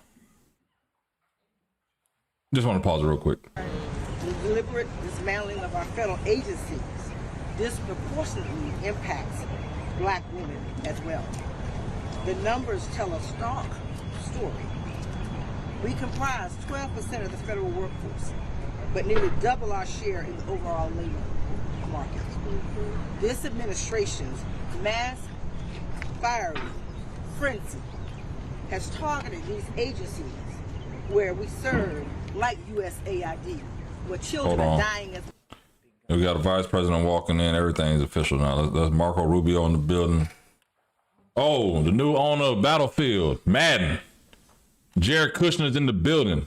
$55 billion they helped put in for the new gaming.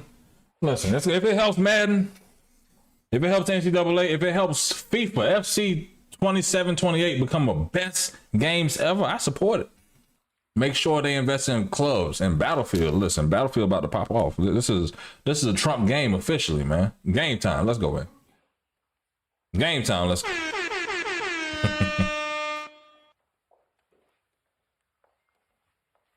Check it out. We got something happened with my layout in OBS. It's looking kind of crazy with my vertical scenes.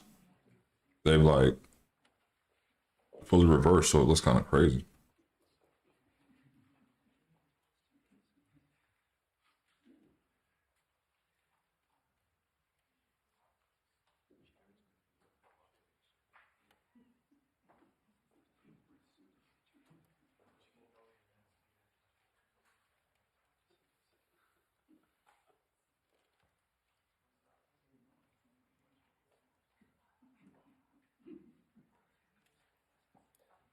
That's an apartment 603. The hell?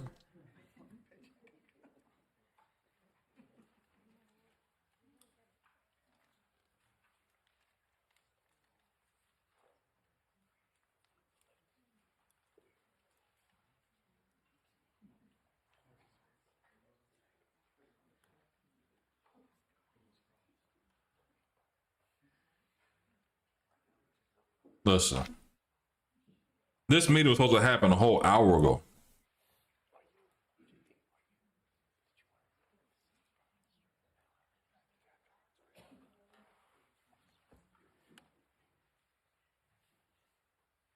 We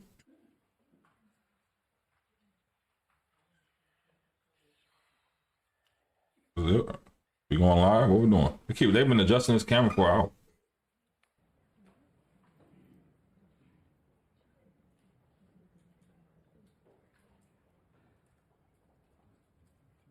Ro, what are you talking about, Ro? Who is us? I don't know. All I see is the name, and you got a little teal symbol, so I don't know who you, us may be, but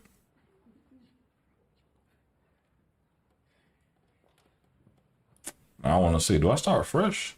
No, we keep it going, man. I want to see if the number's gonna spike. I believe Trump always runs a number up on the stream. People don't come to see me; they come to see Big Trump. Then I happen to say my 2 cents after the fact, and they're like, "Oh yeah, I'll come back."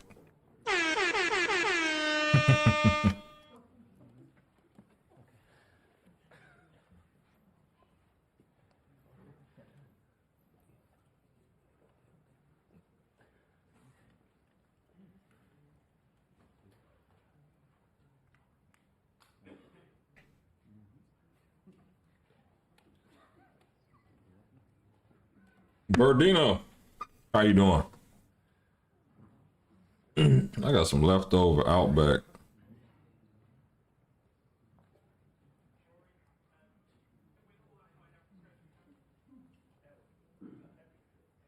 Yeah, about time. See, the weekend. See, listen. One thing I tell myself, a client emailing me, I'm not a teacher, but you have to have the patience of a teacher as a lobbyist. because I've realized that even though I have expertise on securing funding, resources at a state Ladies and level. gentlemen, the President of the never United mind. States and the Prime Minister of the State Shut of up, Israel. Phil. President here. Y'all stand up now. Woo! Oh, they ain't coming yet. We standing up for the president. I'm good, Verdina. They ain't putting no music on me. Thank you very much, everybody. Sit down. So this is a big, big day, a beautiful day, potentially one of the great days ever in civilization. Oh shit, my bad, y'all. Hold That on. have been going on for hundreds of years and thousands of years. We're going to, at least we're at a minimum very, very close, and I think we're beyond very close. And I want to thank Bibi for really getting in there and doing a job. We've worked well together, as we have with many other countries, both of us, with many other countries, which is the only way this whole situation gets solved. And I'm not just talking about Gaza. Gaza is one thing, but we're talking about much beyond Gaza. The whole deal, everything getting solved. It's called peace in the Middle East.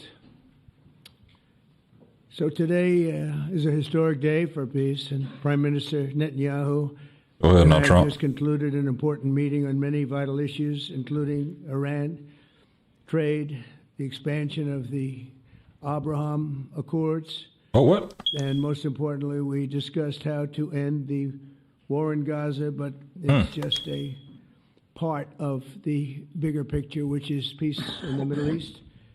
Let's go, And big. let's call it eternal Peace. peace in the Middle East. So this is far more than anybody expected, but the level of support that I've had from the nations in the Middle East and surrounding Israel and neighbors of Israel has been incredible, incredible. Every single one of them. This afternoon, after extensive consultation with our friends and partners throughout the region, I'm formally releasing our principles for peace, which people have really liked, I must say. And these are done, not just routinely done, these are done with total consideration and working with the nations that we're talking about. All of these nations have made contributions to those suggestions.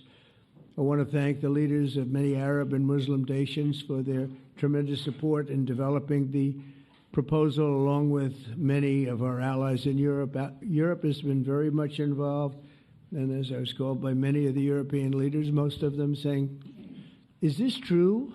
Are you really doing peace in the Middle East? This is the most incredible thing we've heard. Some think it's the biggest thing they've ever heard. They called just to find out, was it just a rumor or is it actually done? And then they said, have you spoken to the Arab leaders? Have you spoken to all of the other leaders that we have to get? A lot of people involved in this one. I also want to thank Prime Minister Netanyahu for agreeing to the plan and for trusting that if we work together, we can bring an end to the death and destruction that we've seen for so many years, decades, even centuries, and begin a new chapter of security, peace, and prosperity for the entire region. And I want to just say that my meetings and dialogue that we had with so many countries, Saudi Arabia as an example, the king is a phenomenal person. The Emir of Qatar, he's incredible people. UAE, and that's MBZ and ABZ. We're totally involved. These are the people that we've been dealing with and who've been actually very much involved in this negotiation, giving us ideas, things they can live with, things they can't live with. Pretty complex. I mean, after 2,000, 3,000 years, whatever it is, I guess it's got to be a little complex, or it would have been done a long time ago. The King of Jordan was with us, as you know, in the United Nations. The President of Turkey, President Erdogan, is a friend of mine, a strong man, but a good man. President of Indonesia, somebody who's an amazing leader, Prabowo. He is an amazing leader and respected by everybody. He was in the room with us. We were together with most of these people that I'm mentioning. Others were by phone or the next day. the Prime Minister and the Field Marshal of Pakistan. They were with us right from the beginning. Incredible. In fact, they just put out a statement that they fully believe in this pact. It just came out just as I was walking around. They said, sir, you have a big notice from the Prime Minister of Pakistan and from the Field Marshal that they back this 100%. President El-Sisi of Egypt, who's terrific. And these are people I've gotten to know over the years. I mean, I would say it started around 2015 and then went into 2016 when the presidency officially began. But I've known him actually for a long time, and there are many cases really great men. I can't say in all cases, but I will tell you in many cases they're great men and some great women too. They tend to be mostly men, however, I will say that. But if accepted by Hamas, this proposal calls for the release of all remaining hostages immediately, but in no case more than 72 hours. So the hostages are coming back, and I hate even saying this from the standpoint, doesn't sound right, but it is so important to the parents. The bodies of the young men, I believe in almost all cases, the young men are coming back immediately. I met with parents. The parents felt as strongly about getting the body of their dead boy back as they did as though the boy were alive and well. It's so important to them. And it means the immediate end to the war itself, not just Gaza. It's the war itself. Under the plan, Arab and Muslim countries have committed, and in writing in many cases, but I actually would take their word for it. The people I mentioned, I'd take their word for it, to demilitarize Gaza, and that's quickly. Decommission the military capabilities of Hamas and all other terror organizations. Do that immediately. And we're relying on the countries that I named and others to deal with Hamas. And I'm hearing that Hamas wants to get this done too, and that's a good thing. And destroy all terror infrastructure, including the tunnels, weapons, production facilities. They have a lot of production facilities that we're destroying. They'll also help train local police forces in the areas that we're discussing right now, in particular in and around Gaza, working with the new transitional authority in Gaza. All parties will agree on a timeline for Israeli forces to withdraw in phases. They'll be withdrawing in phases. No more shooting, hopefully, as progress is made toward achieving these goals. Arab and Muslim nations need to be allowed the chance to fulfill these commitments of dealing with Hamas. They have to deal with them because they were the one group that we have not dealt with. I haven't dealt with them. But the Arab countries are going to, and Muslim countries are going to be dealing with Hamas, and I believe they've already been there. I think they probably have an understanding, and they haven't maybe mentioned that. I would imagine they do, otherwise they wouldn't have gone as far as they've gone. If they're unable to do so, then Israel would have the absolute right and actually our full backing, the U.S. full backing. Marco's here. And banking. A lot of our leaders are here, our great vice president. They're going to make a conspiracy out of that, watch. Steve Witkoff, Jared Kushner. They've been so involved in this process. I don't think anybody else could have done it or even come close. But it's we're right there. We're right there. First time in thousands of years, I think you can probably say, if you really look into it, if you study back, if you're a scholar, you would say thousands of years. Israel would have my full backing to finish the job of destroying the threat of Hamas. But I hope that we're going to have a deal for peace. And if Hamas rejects the deal, which is always possible, they're the only one left. Everyone else has accepted it. But I have a feeling that I would, but it's all him. Positive answer. Y'all want to see me? Y'all want to see more of me? Maybe you'd have our full backing to do what you would have to do. Everyone understands that the ultimate result must be the elimination of any danger posed in the region, and that danger is caused by Hamas. The tyranny of terror has to end, and this is, again, something that we're looking for. This is eternity. This is for forever. To ensure the success of this effort, my plan calls for the creation of a new international oversight body, the Board of Peace, we call it, the Board of Peace, sort of a beautiful name, the Board of Peace, which will be headed, not at my request, believe me, I'm very busy, but we have to make sure this works. The leaders of the Arab world and Israel and everybody involved asked me to do this, so it would be headed by a gentleman known as President Donald J. Trump of the United States. That's what I want, is some extra work every day, bruh. It's No, so I'm not important Kanye. that I'm willing to do it, and we'll do it right, and we're going to put leaders from other countries on, and leaders that are very distinguished leaders, and we'll have a board, and one of the people that wants to be on the board is the UK former Prime Minister, Tony Blair, good man, very good man, and some others, and they'll be named over the next few days, and it'll be quite the board. Working, everybody wants to be on it now. I don't know if that had anything to do. They named me and everybody else wanted to be on it. I guess they figure, well, he's a soft touch. He'll be easy to deal with. Working with the World Bank and others, it will be responsible for recruiting and training a new government that will be made up of Palestinians along with highly qualified experts from all around the world. Hamas and other terrorist factions will play no role in the board, but they'll play no role in the governance of Gaza at all, directly or indirectly. As you know, thousands of Hamas leaders have been killed and soldiers have been killed. I thought this was a joint press conference. Trump been speaking the whole hour late, bro. What?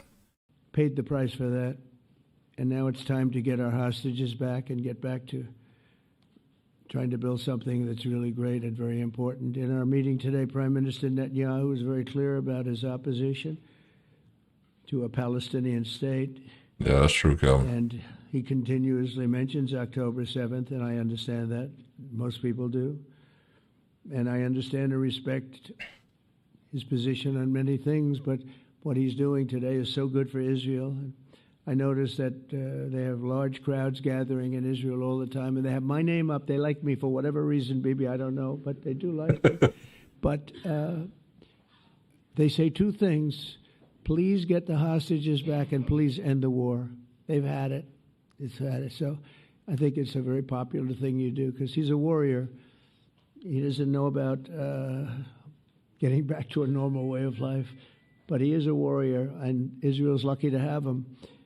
But now the people want to get back to peace. They want to get back to normalization in a true sense. Several countries have foolishly recognized the every day Palestinian chat state. don't surprise me. You know, some of our European friends, allies, good people, but they're really, I think, doing that because they're very tired of what's going on for so many decades. They've been presidents and prime ministers for years, and during this time, having to do with the Middle East, all they're doing is talking about the same thing over and over. They want to see it get back. And nobody wants that more than me, or I believe Bibi too. But the people of Israel want it. They really want it. They want the hostages back. That includes the probably 32 bodies that we're talking about, 20 people that are living, 32 or so people that are dead, and they want to have peace.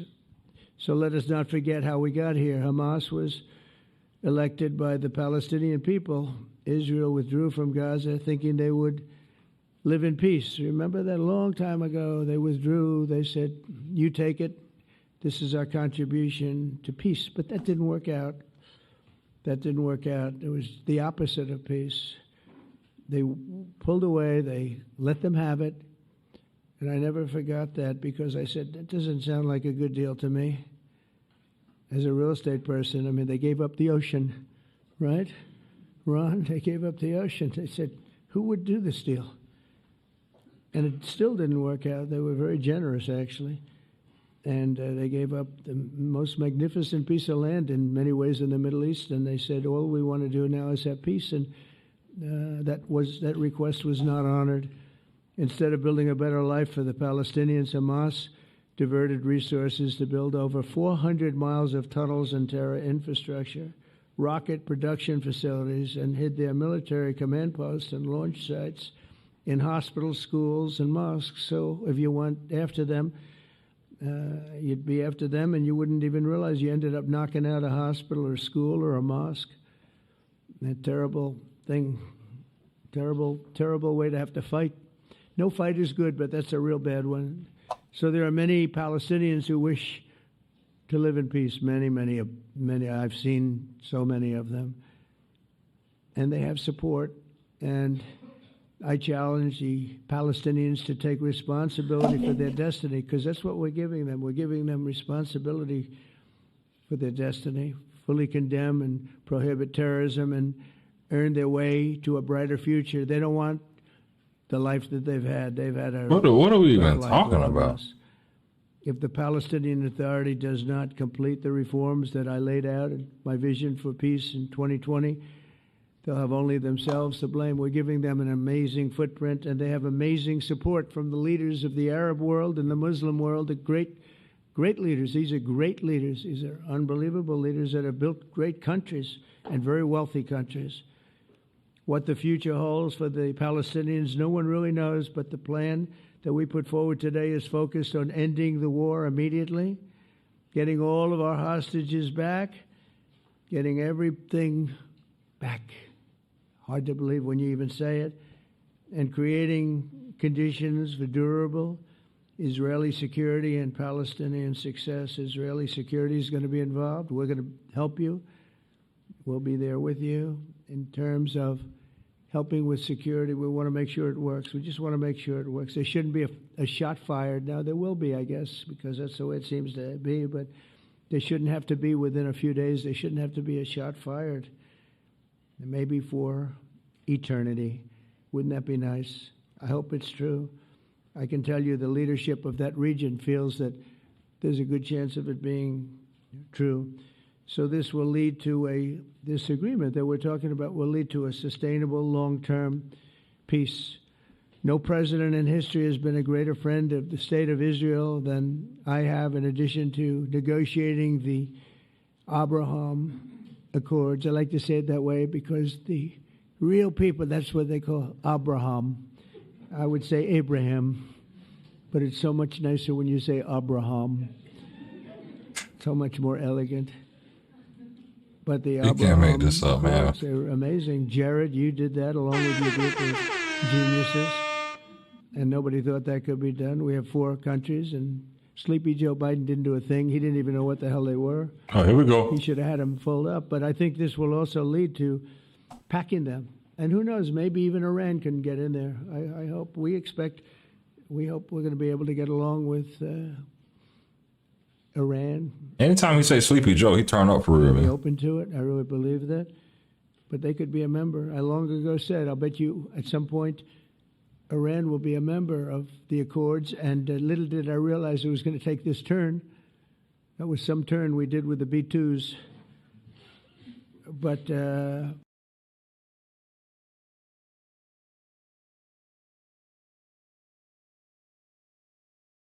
Hey, I fucked that one up too, Annalise. I ain't gonna hold you.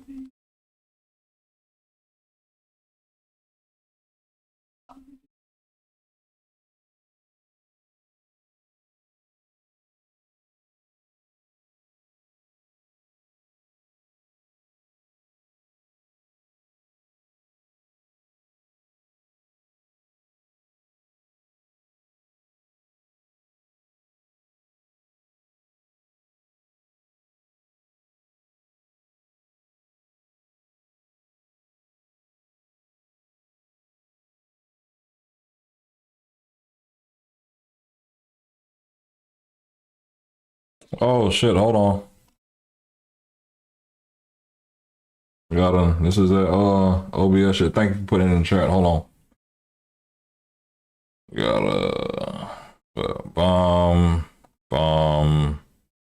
Where's the shit at? There we go. Now it should work.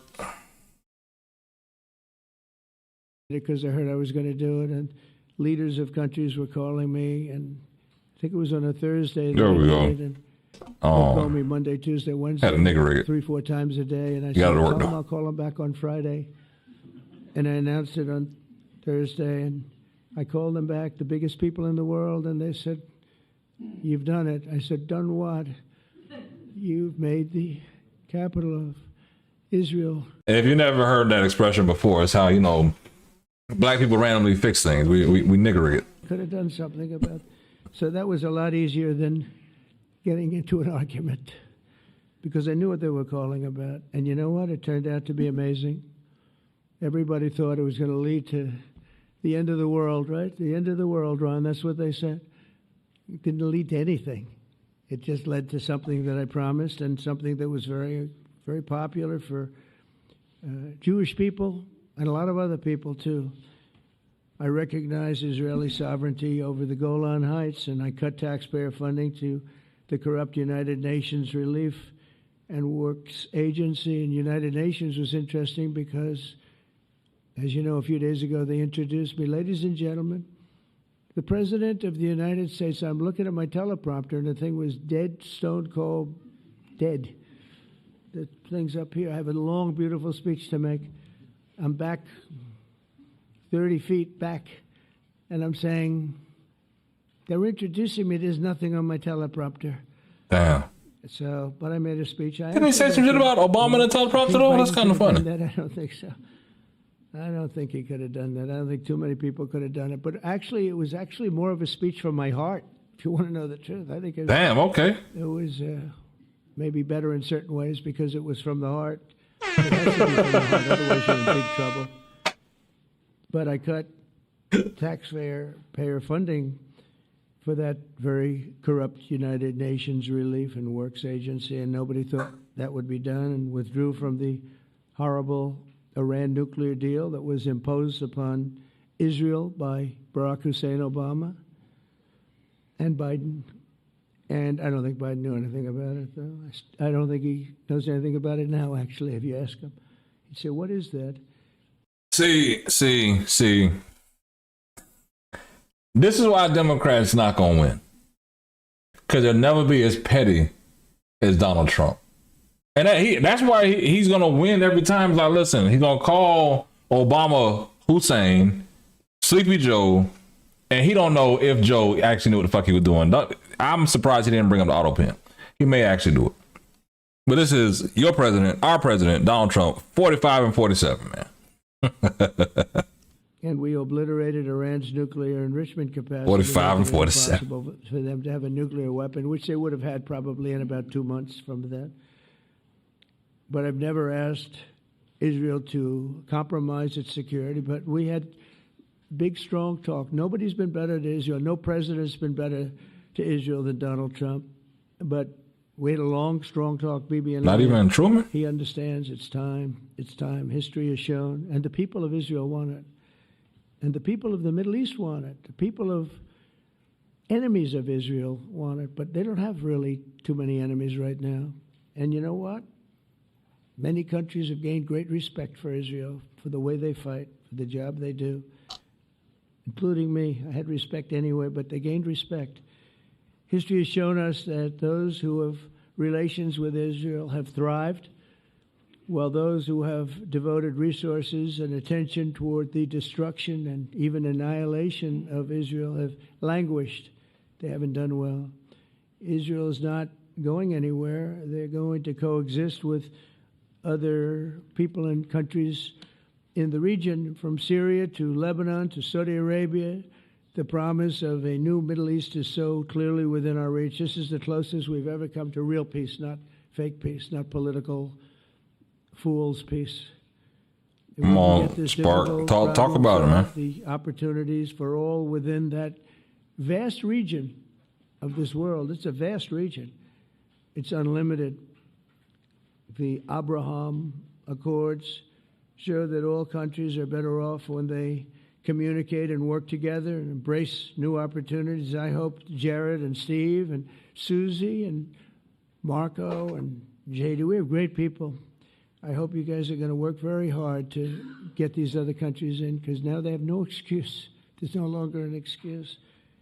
They were somewhere hesitant. And I tell you, the 4 countries that went in, I give them tremendous credit, and it's worked out incredibly well for them. In the same spirit, I'm pleased to report that earlier today we took another important step toward greater understanding in the region. A short time ago, we had a historic phone call in the Oval Office with Prime Minister Tani, who's really a great person. So we had a great talk, and I was on the phone, and Bibi was talking. Prime Minister Al-Thani was of Qatar. They really had a heart-to-heart conversation. It was a great conversation, I thought. It was productive. It was everything that you need to have something turn out to be successful. And I want to thank Bibi, and I want to thank the Prime Minister. It was fantastic. We agreed to launch a formal trilateral mechanism between Israel, Qatar, and the United States to begin a dialogue to enhance mutual security, correct misperceptions, and avoid future misgivings. And I want to thank Qatar, its leadership, and the Emir. His partners are fully prepared to step up and fulfill their commitments for the benefit of the people of Gaza and the entire region. They're willing to step up and do a lot. They really are. There are a lot of good people involved. Everybody who wants to see an end to the violence and destruction should be united in calling for Hamas to accept the extremely fair proposal so that we can end the war and get us back our hostages right now and have everlasting peace. And I look forward to having relationships with everyone. As the chairman of the board, I'll be involved, and we'll have meetings with some very smart people that'll be working over there to make sure that we haven't just been wasting time with an agreement that doesn't get done. The task of building peace will not be easy. There are some of the hardest problems in the world to solve, and that's why it's been going on for so many centuries. But too many lives are at stake not to try, and this is more than a try. I mean, I think this is something that gets done when you have virtually every country, and these are powerful countries that have a lot of money, and the money can make things happen. A lot of countries try, and they don't have any money. These are very rich countries that can make things happen. So together we'll forge a much safer and more hopeful future for everybody, including Israel. And I want to thank Prime Minister Netanyahu for his partnership, and I want to thank all of the leaders, the kings and the emirs and the presidents and prime ministers, people I mentioned.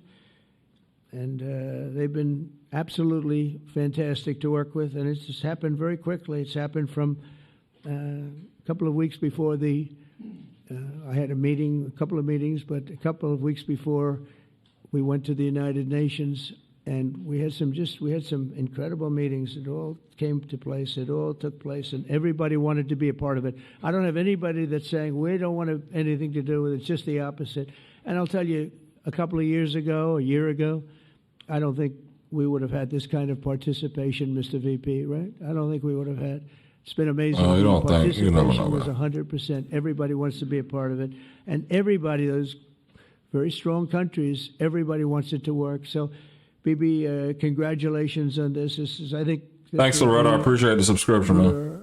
Crowning achievement. Miss Loretta. This all works out. We think it will. It's going to be your crowning achievement, and I want to thank you very much for being here. Thank you. Please. Thank you. Mr. President, first I want to thank you for graciously hosting me once again in the White House.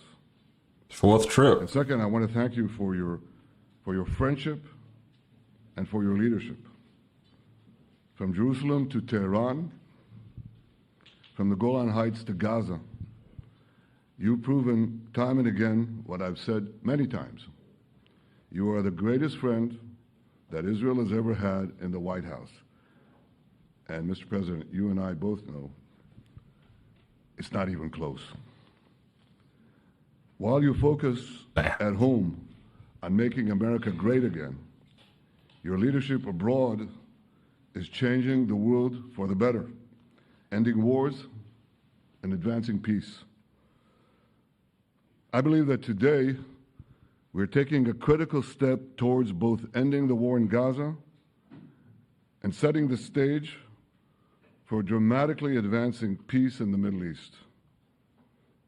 And I think beyond the Middle East, in very important Muslim countries. I support your plan to end the war in Gaza, which achieves our war aims. It will bring back to Israel all our hostages, dismantle Hamas's military capabilities, end its political rule, and ensure that Gaza never again poses a threat to Israel. Gaza?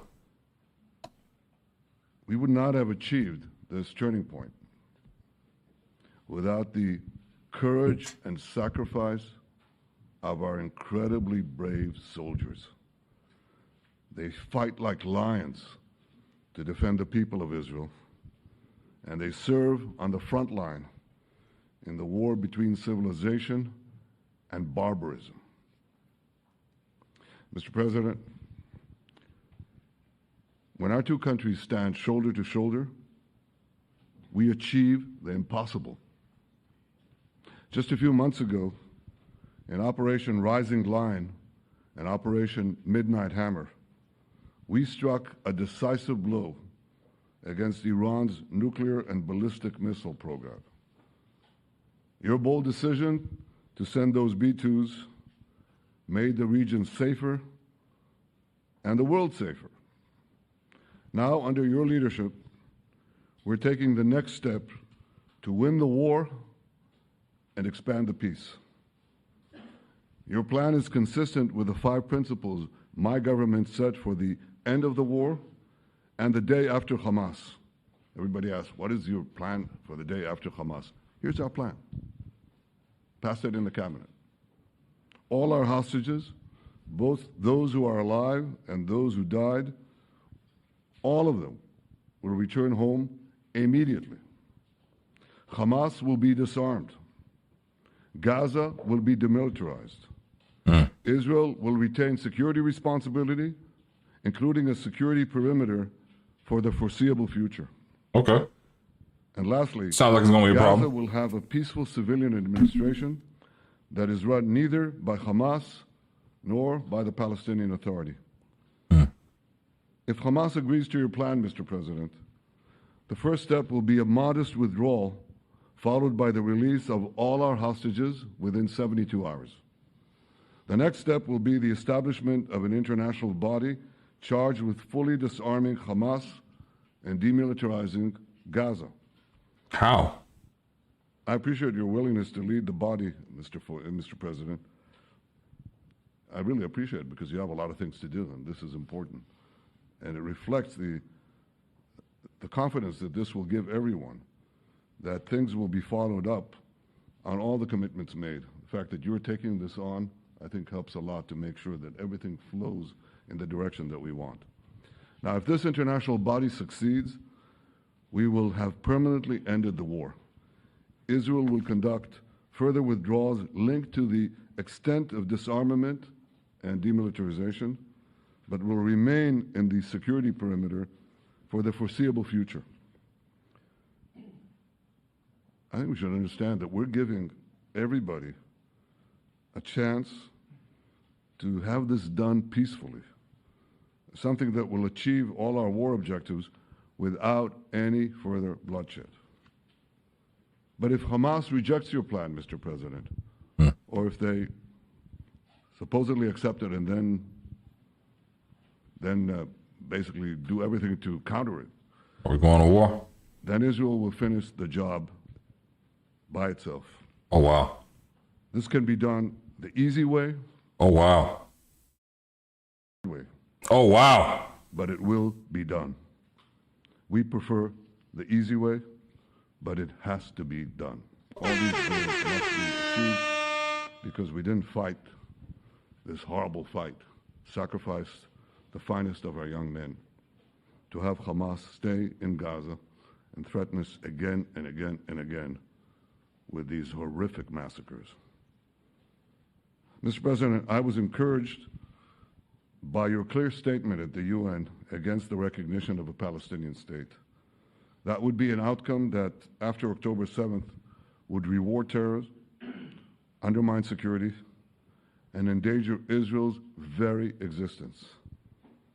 As for the Palestinian Authority, I appreciate your firm position that the PA could have no role whatsoever in Gaza without undergoing a radical and genuine transformation. In your 2020 peace plan, which you mentioned just now, you made clear what that transformation requires. It's not lip service. It's not checking a box. It's a fundamental, genuine, and enduring transformation. And that means ending pay to slay, changing the poisonous textbooks that teach hatred to Jews, to Palestinian children, stopping incitement in the media, ending lawfare against Israel at the ICC, the ICJ, recognizing the Jewish state, and many, many other reforms.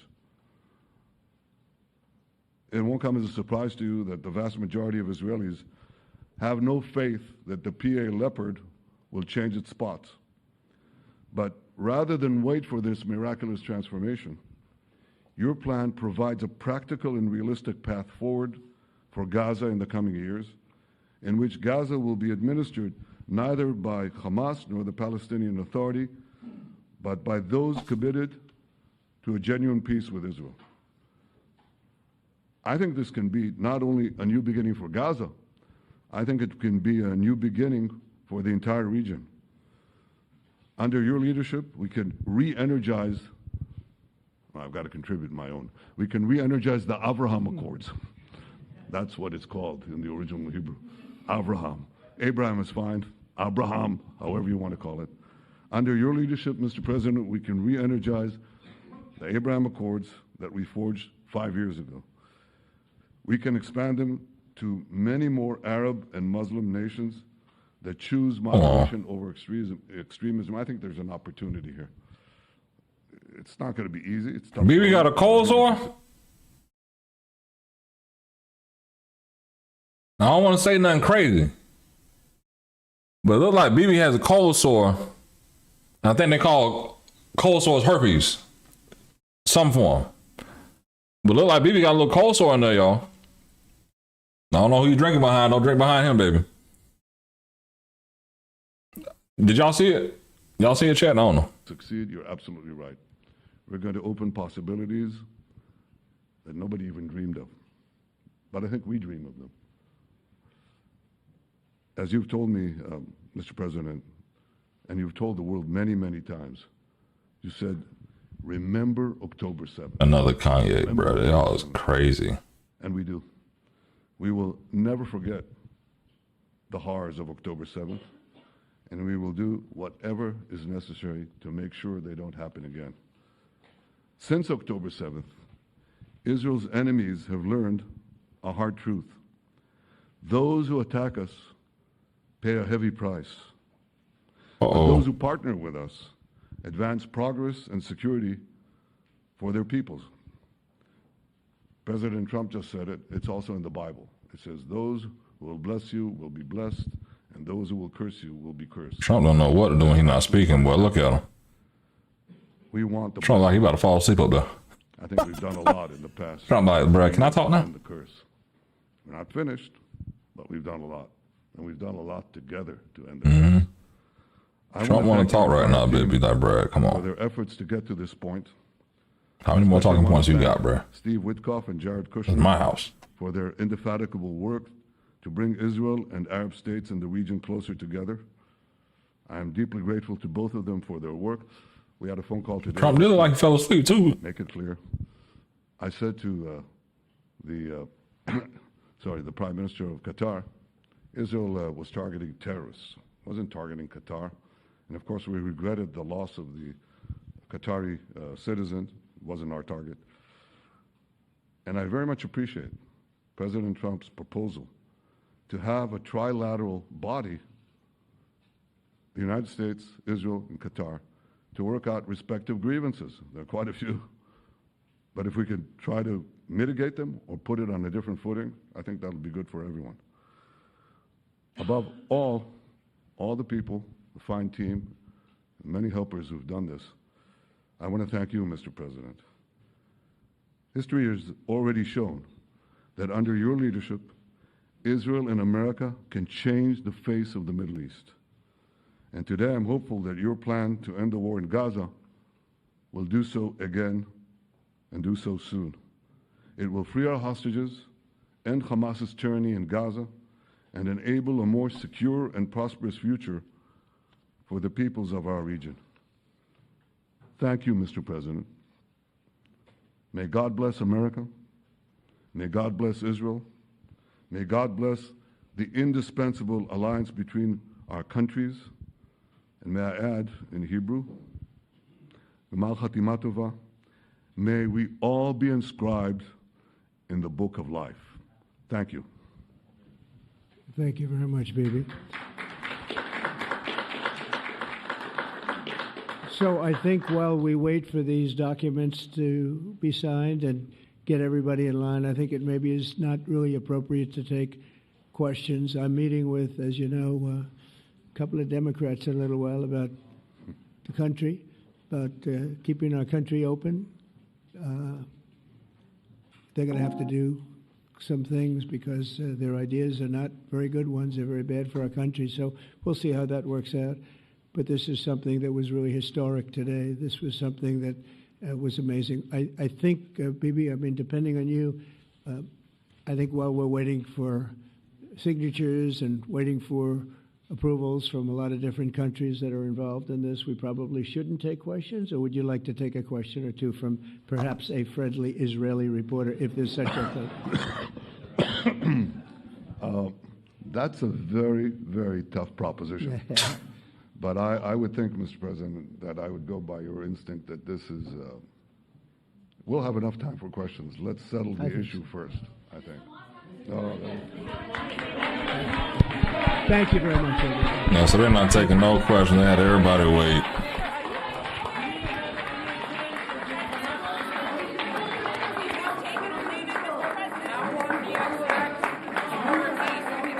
They're not taking any questions at all. Which is a little wild for what it is, but we waited a whole hour for Trump and they were late. Didn't even take questions. So we get no real clickable moments.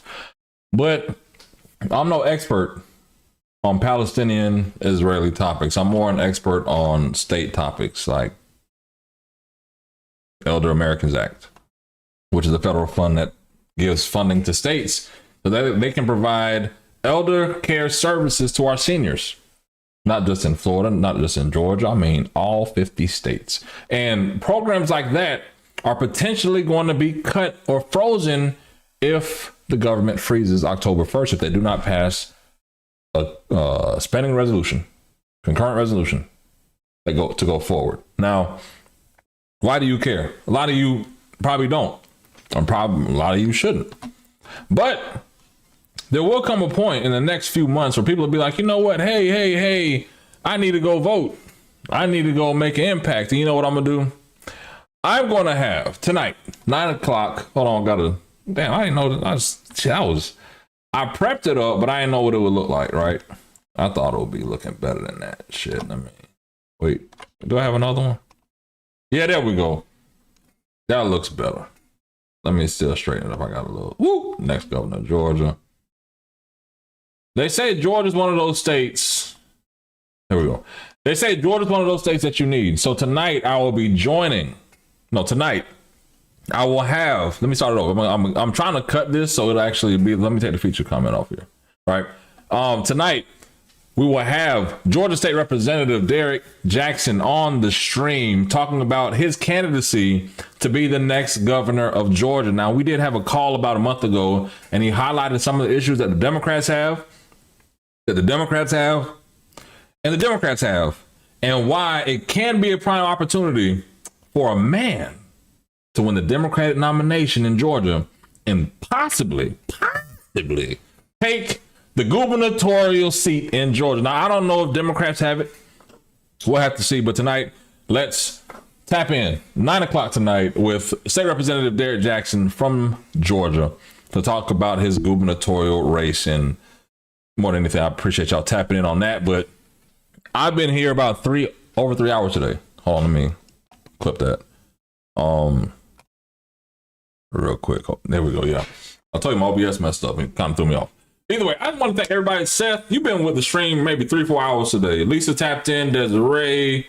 Hold on, let me go back. Annalise, thank you. Annalise, actually, look at your profile. I used to have rabbits. I used to raise my first rabbit. Name was Floppy. Then we had another rabbit, 3. Floppy and 3 got together. They gave me 50 plus rabbits. I used to raise rabbits as a child. Didn't really have dogs. I had rabbits. So I'm a rabbit guy. Floppy ears. That's why we named him Floppy. But thank you, Annalise, for tapping in the stream today. Seth again. SM. Larry Johnson in the building. I don't know if this is the running back, but whatever. Everybody calling me Kanye. I don't understand why they're calling me Kanye. But all black people don't look the same. Collectively, I want to thank each and every one of you taking the time out of your day, spending it with me on the stream today. We didn't have the best stream. President Trump took forever to get here. He was really on CP time. I need to do a better job of scripting out my shows because it's not, honestly. I'll say this. Hold on. I'm not emotional. I just had to swallow my spit. Pause. When I started posting on this channel, right, in March, well, October, actually last year, almost a year ago, when I started posting on this channel a year ago, it was more for a fact of, you know what, I want to dispel the narrative of black men not voting, right? Because Jamal Bryant, Roland Martin, everyone who's out here who's not actually in the government relations space was telling you what black men were doing with voting. And I said, you know what, the narrative doesn't meet the data. So we started building out a channel. We grew from maybe 100 to 300. And I stopped posting. And then around March, April, I said, you know what? There's probably 2025 things going. Cory Book is doing his filibuster. Let me start streaming. And we slowly but surely started building an audience. And we had 340 something subscribers, and we had 400 going into April. And since April, we've grown from 400 subscribers to over 6,000. Thanks to you taking time out of your day, checking in with your boy stream, tapping in and saying, hey, Phil, hey, hip hop. We agree with you. We disagree with you. You're dumb. You're an idiot. You're an Uncle Tom. But hey, we actually like what the fuck you're talking about. For a Democrat and a conservative, I can agree with what the fuck you're saying sometimes. So I appreciate excuse me. I appreciate every single one of y'all coming to hang out with your boy for what it is. Really do appreciate y'all taking time out of your day. And the biggest thing is, I'm still trying to get my bearings of this streaming thing. So the two things I'm really trying to focus on is, am I going to name this Hip Hop Lobbyist show or the Hip Hop Lobbyist podcast? Right? I may put the next poll up on next stream. The other part of it is, collectively, once we hit 7,500 subscribers, I would love to start inviting people up to the stream to have a conversation about politics. Everyday people. White people, black people, rich people, poor people, people who have access to the internet who can at least talk about the issues. But regardless, thank y'all for tapping in. Make sure you hit the comment section, the description, join the Discord. My call to action sucked, but more than anything, all I ask is when you lay your head on that pillow at night, you know I gave you everything I had. Hey, appreciate y'all tapping in for the stream again. It's your boy, Hip Hop Lobbyist. I am out. Let's build together. Let's go together. Let's be safe together. Y'all have a good one.